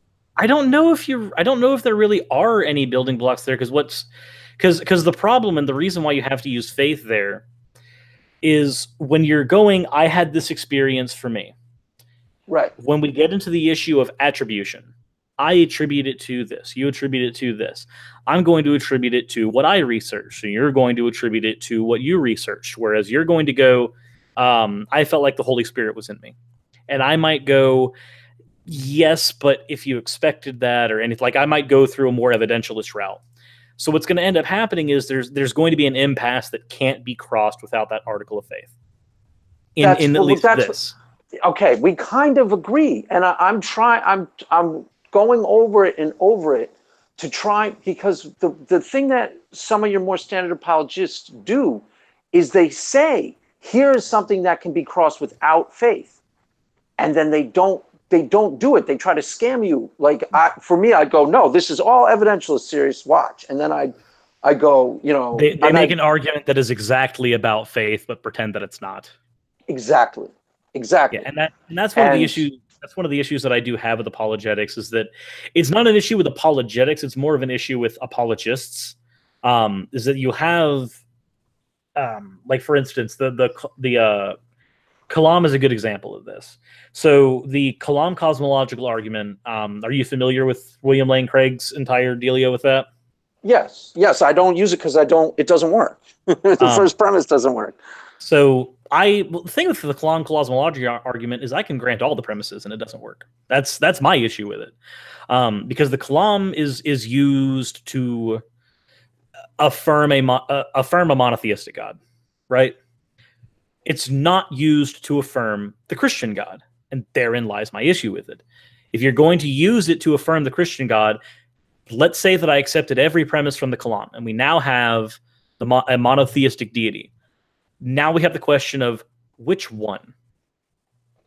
At this point, we have a monotheistic deity. How do you go from here to the Bible to the Christian God? You have a conclusion, but you've jumped. I can accept all of your premises and then look at your conclusion and go, okay, but that still doesn't lead you there. That still doesn't lead you that extra step that you're wanting me to take. I can accept everything, and at best, you've made me a deist. You still haven't led me where you think you're going to lead me. And that's my issue with it, is that I don't even have to say that premise one is wrong. I can say premise one is right, and it still doesn't get me there. Yeah, But I also have a video on granting the premise, so maybe I'm just jaded.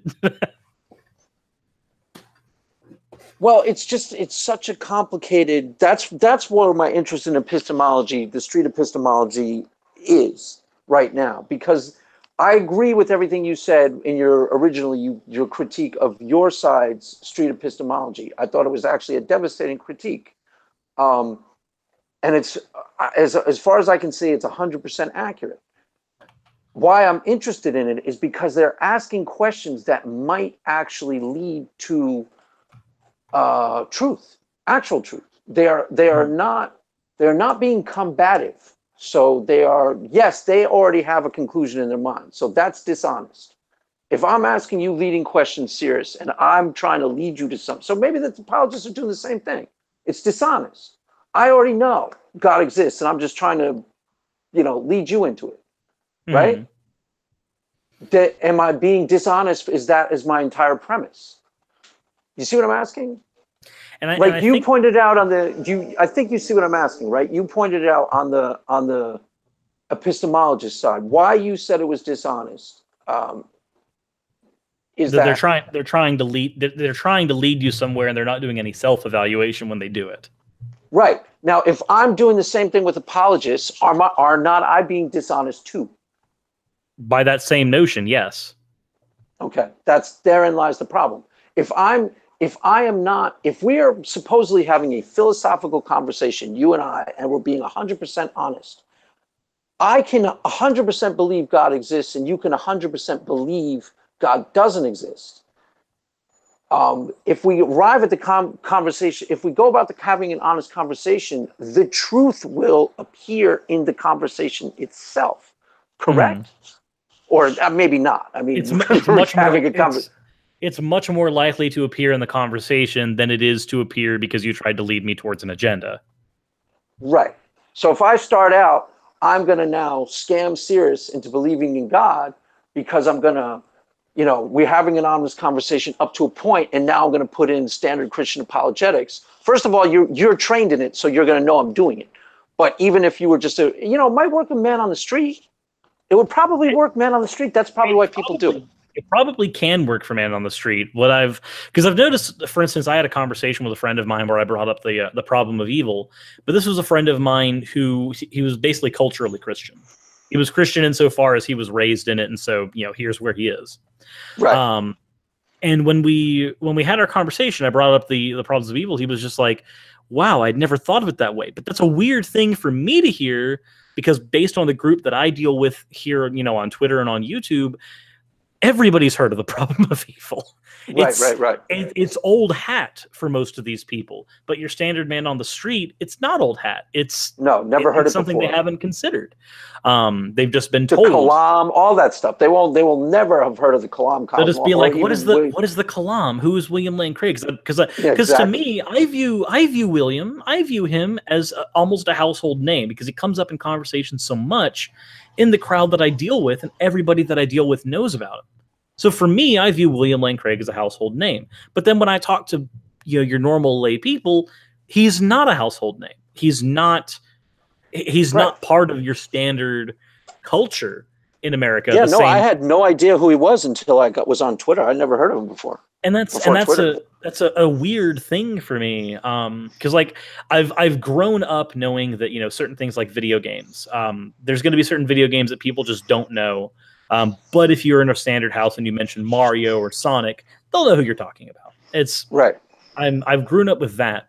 But then when it goes to Christian stuff, to me, Christianity is the household thing. Everybody knows what a Christian is. When I mention big names in Christianity to your standard man on the street, they're just like, who? I have no idea who that is. And I'm like, it always seems weird to me, because to me, the two are like this. Because all the Christians that I talk to know William Lane Craig. They know his arguments. They know his bigger debates. They know who his interlocutors have been. They've, on some level, been peripherally influenced by him in some way. Right. But your standard people have outside not. Of, because this is a very small world that you and I are involved in. Outside, when I was 16, 17 in high school, and I was a secular kid, the only public Christian I had heard of just about was Jim Bakker. That's it. Mm-hmm. I didn't know, Billy Graham. Those are probably the only two names that were household names. Outside of that, when I met my wife and she mentioned some of these people, I was like, who's that? She's like, you're kidding. You don't know who that is? Like, no, never heard who's that apologist? I have no idea who they are. Right. No, yeah, a lot of this stuff is very rarefied. You don't realize it because we're dealing in it every single day. Like most people don't know who Craig Reed is. Serious. You go out on the street and you say Craig Reed. I was on Craig Reed's YouTube channel. People go like, who? Craig who? Craig Reed? You're like, Craig Reed, the great apologist. the great apologist who won't do apologetics. What was honestly weird to me was yesterday, me and Pam were in a card shop. We were actually in a card shop waiting to meet Ocean, because we were going to play some card games and then go get some Waffle House. And we're sitting in the card shop and just kind of playing games. And this guy goes up to me and kind of nudges my shoulder, and he's like, hey, you're the guy that has that YouTube channel, aren't you? And I'm just like, who the hell Oh, are you? wow. That's I'm like, crazy. just like, oh dear, it's happening. It's happening. That's awesome. You should have blown him off. You should have said, no, just, I don't have a YouTube channel. I don't have time for that. Yeah, I'll sign your autograph, please. Please. It was a weird experience to me because I'm just like, I'm happy that that there was somebody in my local area who recognizes me and has seen my channel, but at the same time, I'm like, oh boy, this is where my life starts getting weird, isn't it? Yeah, because eventually that's gonna freak you out because, it's gonna be like people from the local church and be like, oh my God, that's that atheist guy. Get him. Get him, boys.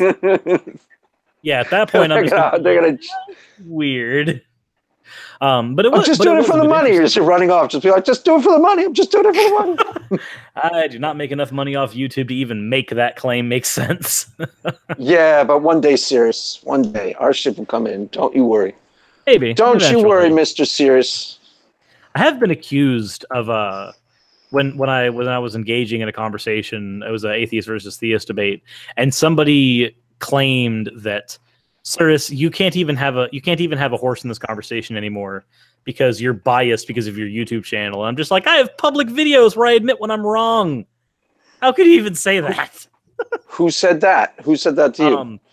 His online name is Eagle, but he's a friend of mine that are not really a friend, but a person that I've debated with and dealt with for a few months on a chat room that I deal with. It's a chat room on Kick.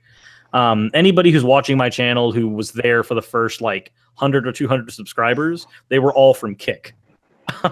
I got you. So with the public atheists, that actually probably, I mean, I don't know this for a fact, but I'm guessing that could be potentially problematic when someone like Matt Dillahunty is out locally.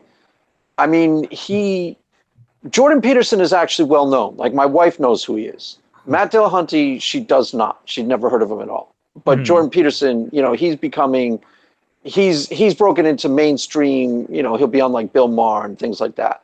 Yeah. Sam Harris is a little bit more like Jordan Peterson, but he's still not well known. But it's got to be problematic for someone like Matt Dillahunty when he's out, locally, hanging out somewhere. I'm sure there are people who get in his face and take issue with him. Yes or no? I'd imagine that there are a few. I'd need to go through some of his channel stuff and see how often that actually happens. But I wouldn't expect that it happens terribly much because with Matt, the most somebody can say about Matt in a conversation is, you don't like my religion, so I have a problem with you. Whereas Jordan Peterson has actually said some pretty edgy things. Has he? I don't even know that. Are you talking about the entire shtick when he was talking about what was it? I actually had a conversation about this yesterday. Enforced monogamy. Transgender? No, the enforced monogamy thing. That was one of the things that got him in a lot of hot water. And it should have, because he still never succinctly addressed it after the fact. Because whenever he was actually asked in public interviews afterwards, hey, what did you mean by enforced monogamy? Because the way you worded it and the situations you brought up implied this. And he just goes, well, let's begin with what I didn't mean. And then he just never addresses what he meant. He just goes through the things that he claims that he didn't mean. And I'm like, well, that's a non-answer. That's like saying, do you like video games? Well, let's go over what I don't like, and we'll go from there. And then I never answer your question. It's not the same thing. And that's right. I mean, there's some. I think Godless Cranium just thought he was on the channel, and I think he thought that Peterson deliberately tried to be a little controversial at the beginning, at least, to get his name out there as a strategy. I think that's what he said. I may be misquoting him. So I think that he didn't intentionally do that in the beginning, because in the beginning he just made his he had his entire thing about not wanting to address people by their preferred pronoun if it was going to be legally enforced on him that he was going to do it. And then he's a smart guy, like right. Jordan Peterson. Did he have one eye on that, making him a lot more well known? Yeah, That's the question. once he went on air and started talking about that, he probably started to notice that His this was getting views him went up, his credibility. clicks. Yeah. And then at the same time, I think it actually ended up losing him his job ultimately. So then he had to get in a situation where he goes, okay, well, now that I don't have my job, how do I still survive? How do I make enough money to get by? And then two and two just kind of came together naturally. And he goes, well, I did this thing that got me notoriety. And in the age of the internet, notoriety can lead to crowdfunding pretty easily. So if I just support myself via crowdfunding, what's up? Can you hear me? Yeah, I can hear you just You're fine. breaking up.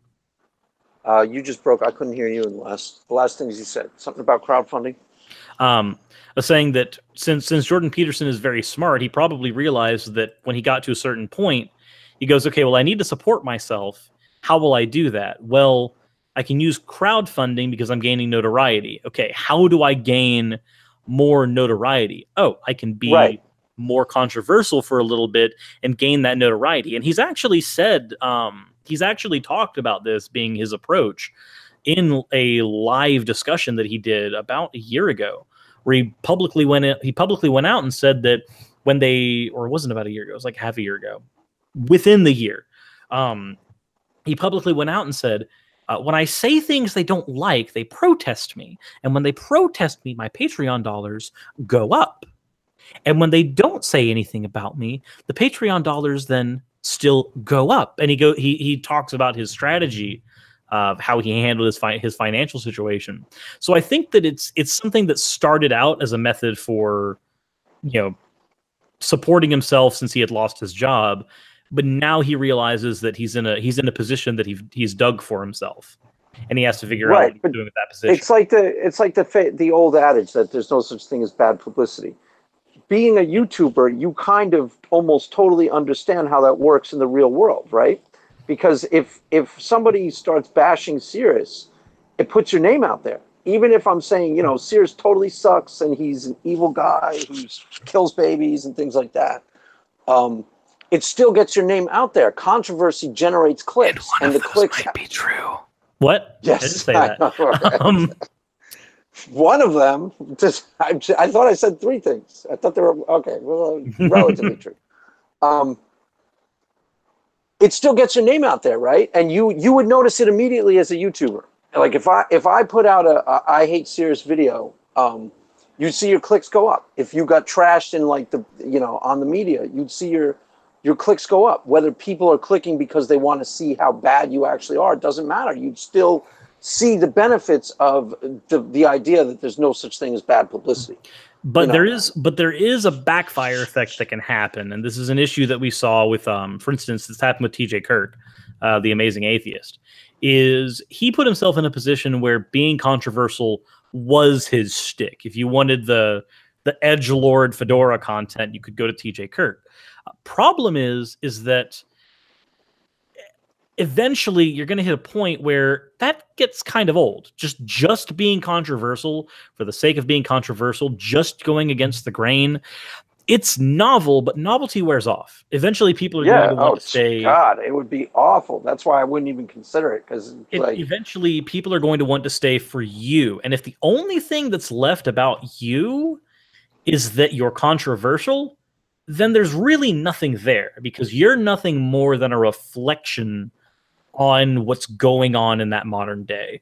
And I don't need to look at a particular person for a reflection on what's going on in the modern day. I can do that with myself. I could go talk to a group of friends and figure out what they think about a particular issue. I can find that reflection elsewhere. And that's why controversy dies down. I think that's also why you'll start seeing people like Jordan Peterson backpedal on things that they've said a little bit. Because he's very smart. He knows that, okay, I've said the controversial thing. I can't back out of the fact that I've said it, but I can minimize the damage of what I've said a little bit to make this more long lasting. Whereas if you look at TJ Kirk's channel, you can see the direct result with him, Cult of Dusty, and Steve Shives are all the same way in this a little bit. You can go onto their channels and you can go, well, what happened when they were this controversial? You look at their views and you go, oh, they were sitting at hundreds of thousands, and now they're back down to the 4 and 5 digits on their views again. Why did they do that? Well, again, eventually the novelty of just being the edgelord, it dies down.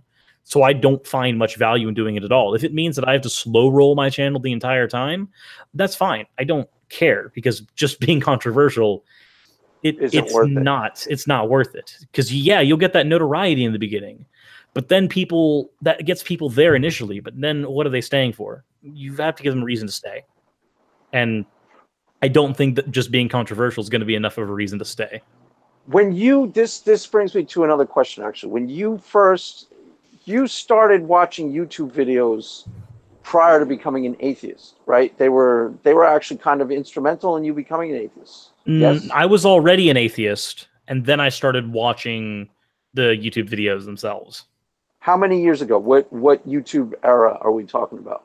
Was it people like Amazing Atheists, or was it people like Godless Cranium? No, it was people I started watching around the Godless Cranium, Holy Kool-Aid, genetically modified Skeptic era. That's the era of YouTubers that I've been directly influenced by. Okay, so that's like 2 years ago? About that, yeah. Okay. And I was already considering myself an atheist at that point. They're like a new wave. Yeah, I mean, fast forward 2 years from now, all those three in particular are going to be big influencers. GM Skeptic is probably already there in terms of, but his growth 2 years from now. Yeah, well, he's good. I mean, he's good as a broadcaster. He's talented at presenting his twisted beliefs. No, he even has like side niches that are actually lucrative in terms of, or fruitful, or potentially fruitful bearing in the future too, where he's in like essential oils and doing things like that, like debunking that type of stuff. Those probably are really interesting to people too, because that stuff is really popular, Yeah, because there might be some people who are into debunking the whole New Age mess that's been going around, but they don't necessarily care so much about the atheist versus Christian debate. And he covers both to an extent. So you can go in for one of those niches and then just kind of get exposed to the other content peripherally because you're there. Right. I'm not sure. I have no idea which one's causing the fast growth, but I would guess that the essential oil thing is helping it. Yeah, I don't know. He seems to be pretty sharp in terms of intuition. Like I think he has a really good sense of broadcasting, if that's what we're calling being a YouTuber is. I think he has an intuitive grasp on a talent for a certain part of this. Do you know what I'm saying? No, and in that I would agree, because I think that when it comes to Drew, I would like to emulate his success without necessarily doing the same things, because we do cover different markets. I have a small portion on my channel dedicated to debunking woo, like New Age stuff, things like that. But it is not a focus that my channel has. Whereas for him, that is his focus. So when I say I'd like to emulate his success, I mean I would like to be successful in the same way, just not using the same steps, probably. Right. Well, the part of being a successful thing is you got to find your niche, and you do, you got to have faith, Suris. You got to have faith that your niche is scratching the itch that there's a whole bunch of people out there wanting. I mean, you can be intuitive about it though, because some of these things are broad categories that it's pretty obvious they are going to have some generic appeal past. The things, the atheist Christian thing is very specific. There's a lot less energy on the Christian side, a lot less numbers. It's a lot slower haul, because there's just not as many channels and not as many people interested or knowledgeable about what's going down. There's been a YouTube, not a huge, but a big grassroots movement that the atheist YouTubers are a part of. It's kind of started with Christopher Hitchens and Richard Dawkins, atheism as a sort of popular movement, right? As a cultural phenomenon. I'd agree with that they definitely started the ball rolling, and then from there you got your different waves of atheism coming from there, because you got your Armored Skeptics and your Logic starting one wave, and then you got your TJ Kurtz and Cult of Dusties in one wave. And then just like in each time you can, what I've noticed is that in each progressive wave, you've seen the atheists mellow out a bit. Really? That's interesting. Mellow out in terms of back in the TJ Kirk, they were more what, in your face and aggressive? In your Because face, I wasn't there. I've gone back and Against watched some of Christians this or in general? against Against people like religion. me or in general? Against Okay. religion in general. A lot of them tackled mostly young Earth creationism though, because you had like Thunderfoot and Aaron Ra, for instance, tackled a lot of young Earth creationism. Because it's a very easy subject to knock out. I'm not saying they tackled it because it was easy, but it's a subject that it's incredibly easy to take care of. It's a subject that when you're dealing with it, it's not hard to look up the data, and it's very easy to say, hey, this person over here, he's an idiot. There's an entire section on Thunderfoot's channel called Why We Laugh at Creationists, specifically because of that. And just like with Aaron Ra, he has an entire section of his channel and a book now called The Foundational Falsehoods of Creationism. They specifically went after young Earth creationists and kept hammering them down. Now young Earth creationists are just like the butt of jokes. Like, right, but in that wave that you're talking about back there where they were aggressive, there were a couple of Christians, but it was like there were like four, and they were somewhat absurd, somewhat cartoonish figures. Kind Correct? of like you had like Venom Fang X, for instance. Yes, thank you. Entertaining. I thought he was a very entertaining person. And he had his whole little shtick in his debate with Thunderfoot, where he got himself inflammatory to the point where YouTube just kind of like knocked him off. And then he came back under a different name with a voice modulator, and everybody knew exactly who he was because it was the same guy, same arguments, same structure. YouTube took him out? As far as I know, he had a brief stint where I believe he got a ban on sending out any videos for a little while. Either that or he made an agreement that he wasn't going to be on YouTube. But there was a hiatus with Venom Fang.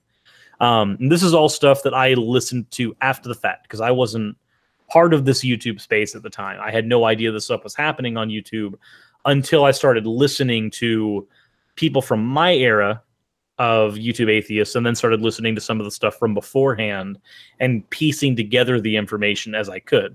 Because it's a whole lot harder to piece together the information after the fact than it is to have gone through that's it. Exactly why I'm asking, because I kind of tried. I was mildly interested in this stuff for the past like 8 years. Like I know who Thunderfoot is. I watched some of his videos. I used to watch Amazing Atheist fairly regularly when he was dealing with atheism. Mm-hmm. Then when he got into anti-SJW, I started getting a little tired of it. Jacqueline Glenn, I used to watch. That's the whole thing about just being controversial doesn't do it for you. Well, it started to get. The problem with the controversy thing as an audience draw is I will tune in if it's something really interesting and fun. But if it's just your standard, back and forth between anti-SJWs and people like TJ Kirk, it gets boring. Every once in a while, there's some sort of flare-up thing that's kind of interesting. And then I'll pay attention. But outside of that, it just doesn't draw you in. It's not substantive enough. It's not substantive enough for us. Serious. Guys like us, we need real intellectual stuff, right? You want to hear the elevated portion of the conversation. You don't want to watch the monkeys throwing poo at each other. Yeah, no, not at all. A little bit when they do it in a way that's really funny or entertaining or out there, but a little of that goes a long way. It gets boring. It gets old really quick. Yeah, like the dumpster fire is a novelty sometimes, but it's only ever a novelty. It's never going to be its own thing that I want to actively go out and watch. No, it's not that interesting, and it's it gets, and it's really hard to go back and figure out what exactly happened if you weren't involved in the actual part of it. It's like trying to figure out a Twitter feud. Twitter feuds are fun. They're fun to read. I spy on them all the time, but they're not that fun. They get it. There's a part where you're like, okay, that's enough of that. You can read it for like an hour, and then you're like, all right, I'm done. And you're just like, okay, they've been yelling at each other, and I'm good. Especially when the Twitter feud's been going on for like 5 days. Right. Whereas the Jordan Peterson Sam Harris debate, that's an hour and a half. There's 3 hour and a half of those, and I'm totally good to watch 4.5 hours and then look at some of the smarter channels breakdown and analysis of that. So that's a lot more hours of engagement than I can last about a half an hour to an hour on dumpster fires. Yeah, Whereas, and I definitely would agree with that because at that point there's more for you to bite into. After the first 10 minutes of just a feud, you understand what the conversation is. You understand where they're going. Whereas with something like that, you're going, okay, what angle are they going to approach this at? That's one of the reasons that I started listening to public debate so much, was because it was always interesting for me to go, okay, what angle are they going to use now? Is it an angle that I've heard? Am I going to hear something new? And if it's something that I'm heard, are they going to articulate it in a way that I haven't heard yet? Right. That's always way more interesting to me than I hate to throw somebody under the bus here, but that's always going to be more interesting to me than listening to Thunderfoot yell at Eric Hovind. I didn't even know he did debates with Eric Hovind. I used to watch him fairly regularly, and I got really bored of him. It wasn't that he did debates. He had a moment where it was him on a college campus with Eric Hovind, and it was just a shouting match. And in the shouting match, he's just yelling at Eric and telling him why he's wrong about all these things. And Eric is just being calm and composed the entire time. And I'm like, dude, you're making yourself out to be an absolute dick. Yes, the things you're saying are right. The things you're saying are completely correct. However, there's very few times where just being the loudmouth that's shouting is going to actually do much.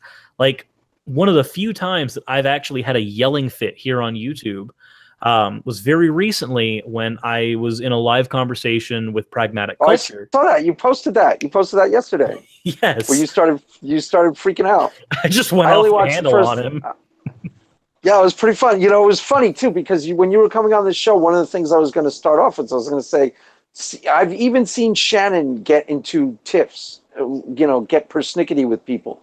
But prior to the thing you posted yesterday, I was going to tell you I'd never even seen you get hostile with somebody, and then all of a sudden you threw this thing yesterday where you're like, ah. So never mind. What's actually funny is that in the full conversation, I specifically said, it was 30 minutes before the yelling happened, I specifically said to Pragmatic Culture, it's very hard to get me angry. I don't get angry at people. I don't think anybody's actually seen me publicly angry before.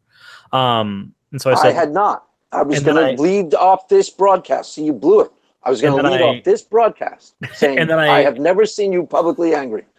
What's funny is even on Reddit, there was a post on Reddit.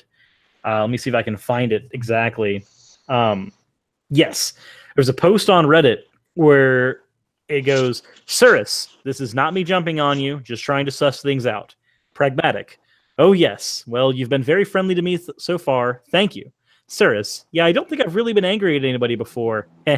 Smiles. Yay. Nice. 30 minutes later, Suris in all caps. Study the human mind!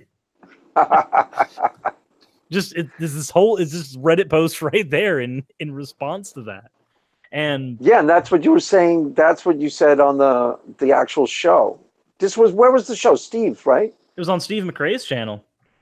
Yeah, it was on Steve's channel, and I would have had the same yelling fit had he been on my channel too. It had nothing to do with it not being on mine. If it did, then I wouldn't have posted the video on my channel and said, "Hey, here's a thing that happened. If anybody wants to see me angry, because it's a rarity, here you are. This is me angry."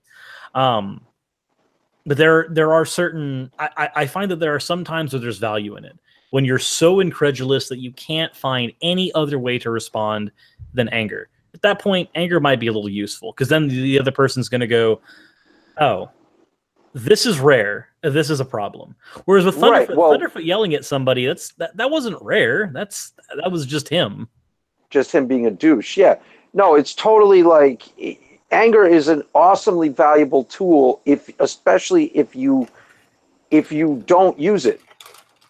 If you use it all the time, then everybody knows it's just you. You know, it's like the guy, the guy who goes and gets into the fight with the busboy, and then he yells at his wife. Then he wakes up in the morning and he's like, everybody I meet is a jerk everywhere I go.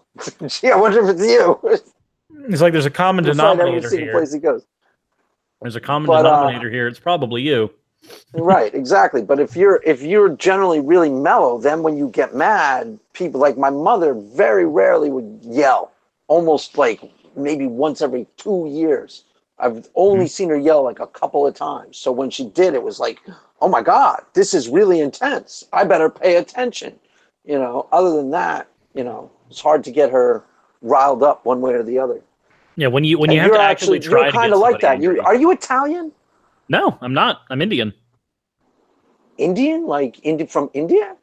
Like as in Indian, as in not Native American.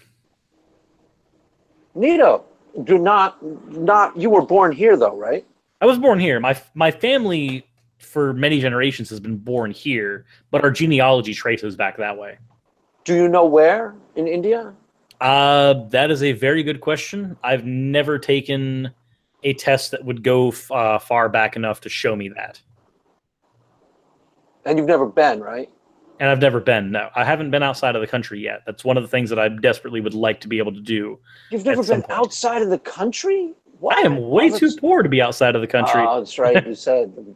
But I would like to be. Like at some point, that's something that I would like to do is go outside of the country and visit other places. Not just because there would be value that would be value for my channel for me to go out to those other places as well. Yeah, no, it's you got to do it. You got to at least go to Europe. I've been to Europe a bunch of times. I've never been. Have I been anywhere else? No, never been anywhere else. I've been to Europe a lot, but nowhere else. I have relatives in Italy, and my wife has relatives in England. Okay, and my family has we have some relatives who are married into the family from England. And that's a place that I would like to go. England and Sweden are in my list of places I'd like to be for a while.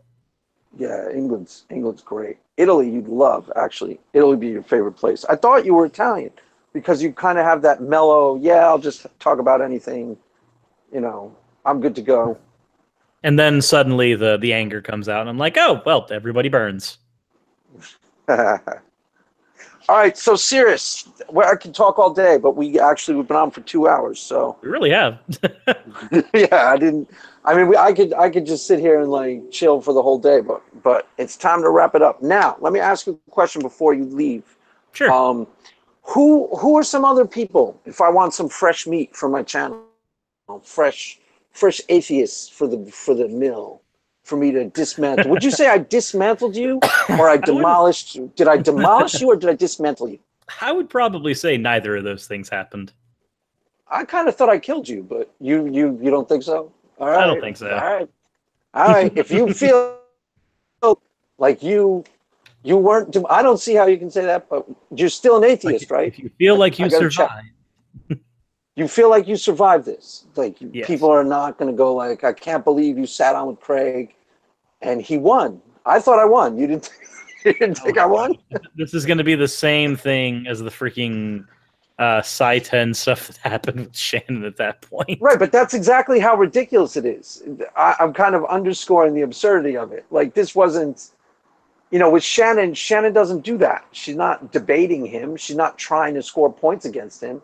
To even perceive it that way shows that you're kind of an imbecile, right? Honestly, yeah, because at that point, if this is being framed as simply a discussion and not a discussion that's reframing a debate, like Aron versus Kent Hovind, that was a debate framed as a discussion. It's not the same thing. Right, that was a debate. That was right. But did you disappear? Are you talking? I'm still here. Oh, okay. Right, and in the context of like something like this, this obviously wasn't even a debate at all. So it's absurd to even talk about it like that. But it's also absurd on Shannon's channel because she is not trying to beat Sci-10 Bruggenkate. She's not trying to win or score points against him. It's a ridiculous thing to even perceive, right? No, it is, and it's one of the things that I don't like. Is when somebody thinks that, oh, it's an atheist and theist, they have to be at each other's throats. No, we don't.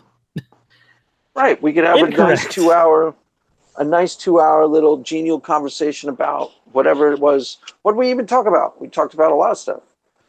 Epistemology. We talked about all sorts of things. Epistemology, ethics, how do you measure harm? Where do you draw the line between secularist and anti-theist? Like there was a lot of topics covered. Yeah, and actually in a lot of depth. So this is a much better route to go, I think. Then, I mean, if you're actually interested in the subject and trying to find out what people really think about complicated issues, this is the way to really get at it. Sometimes debates are cool. Sometimes debates are good and worthy. But, I couldn't participate in them all the time. It'd start to drive me mad. I'd imagine This it is would drive much, most people mad. well, some people are into it. This is way more my thing. So who is some fresh meat for my channel? Any suggestions as to who'd be a cool guest for something like this? Honestly, I would say that Tater Thoughts is very good. I've had him on my channel for a collaboration before, and I really like both his content and him as a person. I met him at Faithless Forum. He would be one that I would go with.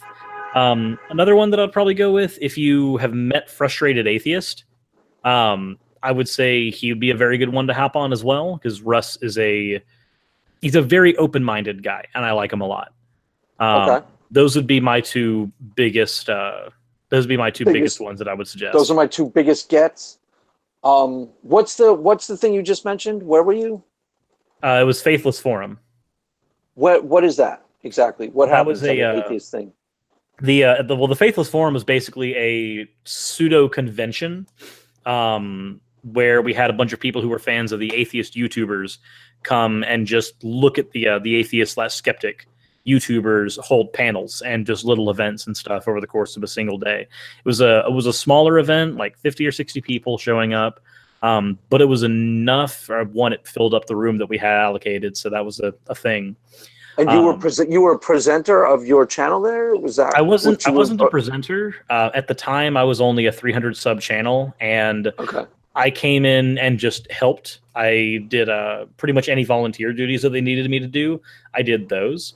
I would like to be a speaker. That would be something that I would enjoy doing at some point. But at the actual forum itself, the speakers were, Drew, Holy Kool-Aid, Prophet of Zod. Zod would be another one to hop on if you can get him. Yeah, I think Drew mentioned him, actually. Drew said Prophet of Zod. Yeah, Prophet of Zod he was the first collaboration I was able to do. He got my channel to 300 subs. And I can never stop being thankful for that. But Zod helped out a lot early on in my channel, and it was fun to meet him at the Faithless Forum as well. Tater Thoughts, though, he wasn't a YouTuber when we went to the forum, but he added all of us on Twitter, and when he started his channel finally, he mentioned us all on Twitter so that we became aware that he was starting his channel. And then I went, okay, I'm going to do for you what Prophet of Zod did for me. You're starting your channel. I like your content. I like your approach. I'm going to have you on my channel for a collaboration so that we can get you to the point where you're starting to grow as well. Because that's what I needed to start. Because I needed that collaboration to start pushing forward a bit. And I wanted to do the same thing for him because I like his content. Drew spoke at this thing? That's pretty wild. What did he speak about? He spoke about, there was I believe the panel that he spoke on was what the approach for your channel is. So I think it was Holy Kool-Aid, Drew, and Godless Engineer on a panel talking about their approaches for their channel.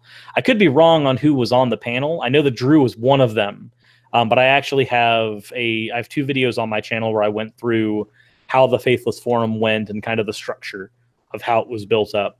And then also there's a playlist for all of the videos from Faithless Forum as well, for anybody to go through if they'd like to go through that. See, that's exactly the type of grassroots infrastructure that's kind of spontaneously built up in the atheist community, because you have an event, and those are all people I know who started YouTube channels, 2.5, 3 years ago. There's enough interest there for grassroots that's infrastructure, but it's built up at the grassroots level. I mean, that's very dynamic in terms of a sociological phenomenon. Do you see what I'm saying? Yeah, it's nothing equivalent to that. It's building something up around essentially nothing. Right. If there's nothing equivalent to that so far on the Christian side, there isn't anything close to that, where it's like, because those people are all 3-year-old channels that are basically turning into almost institutions. 3 years from now, they will be the Seth Andrews and the Matt Dillahunties and the they will be the important YouTube community, right? You included, probably. Eventually, You probably. included. I mean, it's not a zero-sum game. If Drew gets if Drew gets a huge amount of followers, so do you eventually. Assuming you stay in the fight, you're gonna still do. He shows up on your channel, you show up on his channel. It's all builds on itself, right? It's a rising ship floats all boats, basically, or a rising tide floats all boats. Am I right? I'm right, though, right? In that, I would say yes. If the community maintains doing what it's doing, then yes. Okay. See, I gotta try to get Christians. I don't know. There's none on the Christian side. There's like 4 channels. Stephanie, get to work. Is she there? Does anybody even watch? Stephanie, get to work. The atheists are killing us. Come on. It's horrible, Craig. It's horrible. Which is horrible. The whole thing. Stephanie, the what whole am I get to work, basically. Oh, I'm despairing over that? It was a call to arms. What do you mean? It wasn't effective. Well, we'll find out. Give it a few years. Okay, good. I think it was effective, Suris. I think, you're not the only one who wields the hammer around here. Remember, people. I'm the only one that's holding it right now. That's true. What's the hammer? Why your avatar? The avatar was because I originally had a channel years ago that was based on the game Hearthstone. And one of the characters in Hearthstone is Thrall, and his weapon in the game is called Doomhammer. And it's this. When I made my channel, the deck that I was playing was a shaman deck utilizing Thrall. And so I made my avatar to be a mixture of the Thrall character and me. What ultimately ended up happening, though, was I did nothing with the channel after a while because I just lost motivation. But I still had all my assets that I bought for the channel. And later on, when I wanted to make this channel, I said, okay, well, I can just repurpose those assets into this now and start working on this channel instead. So it's a circumstantial thing that has happened. But as a result, I'm very happy with the end result of what has happened with it, because it's led to the hammers, and the Suris doesn't have any legs, and the Thor ripoff jokes and all that stuff. And I've actually really enjoyed all that. Yeah, it's all good, my friend. All right, so let's wrap it up. Anything you want to say to people before we let you go?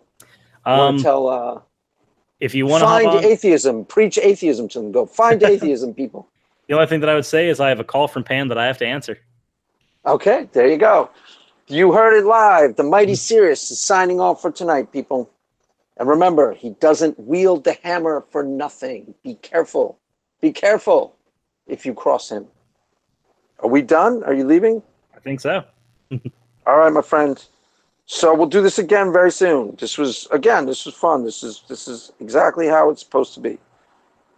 All right. I'll see you all later. Bye.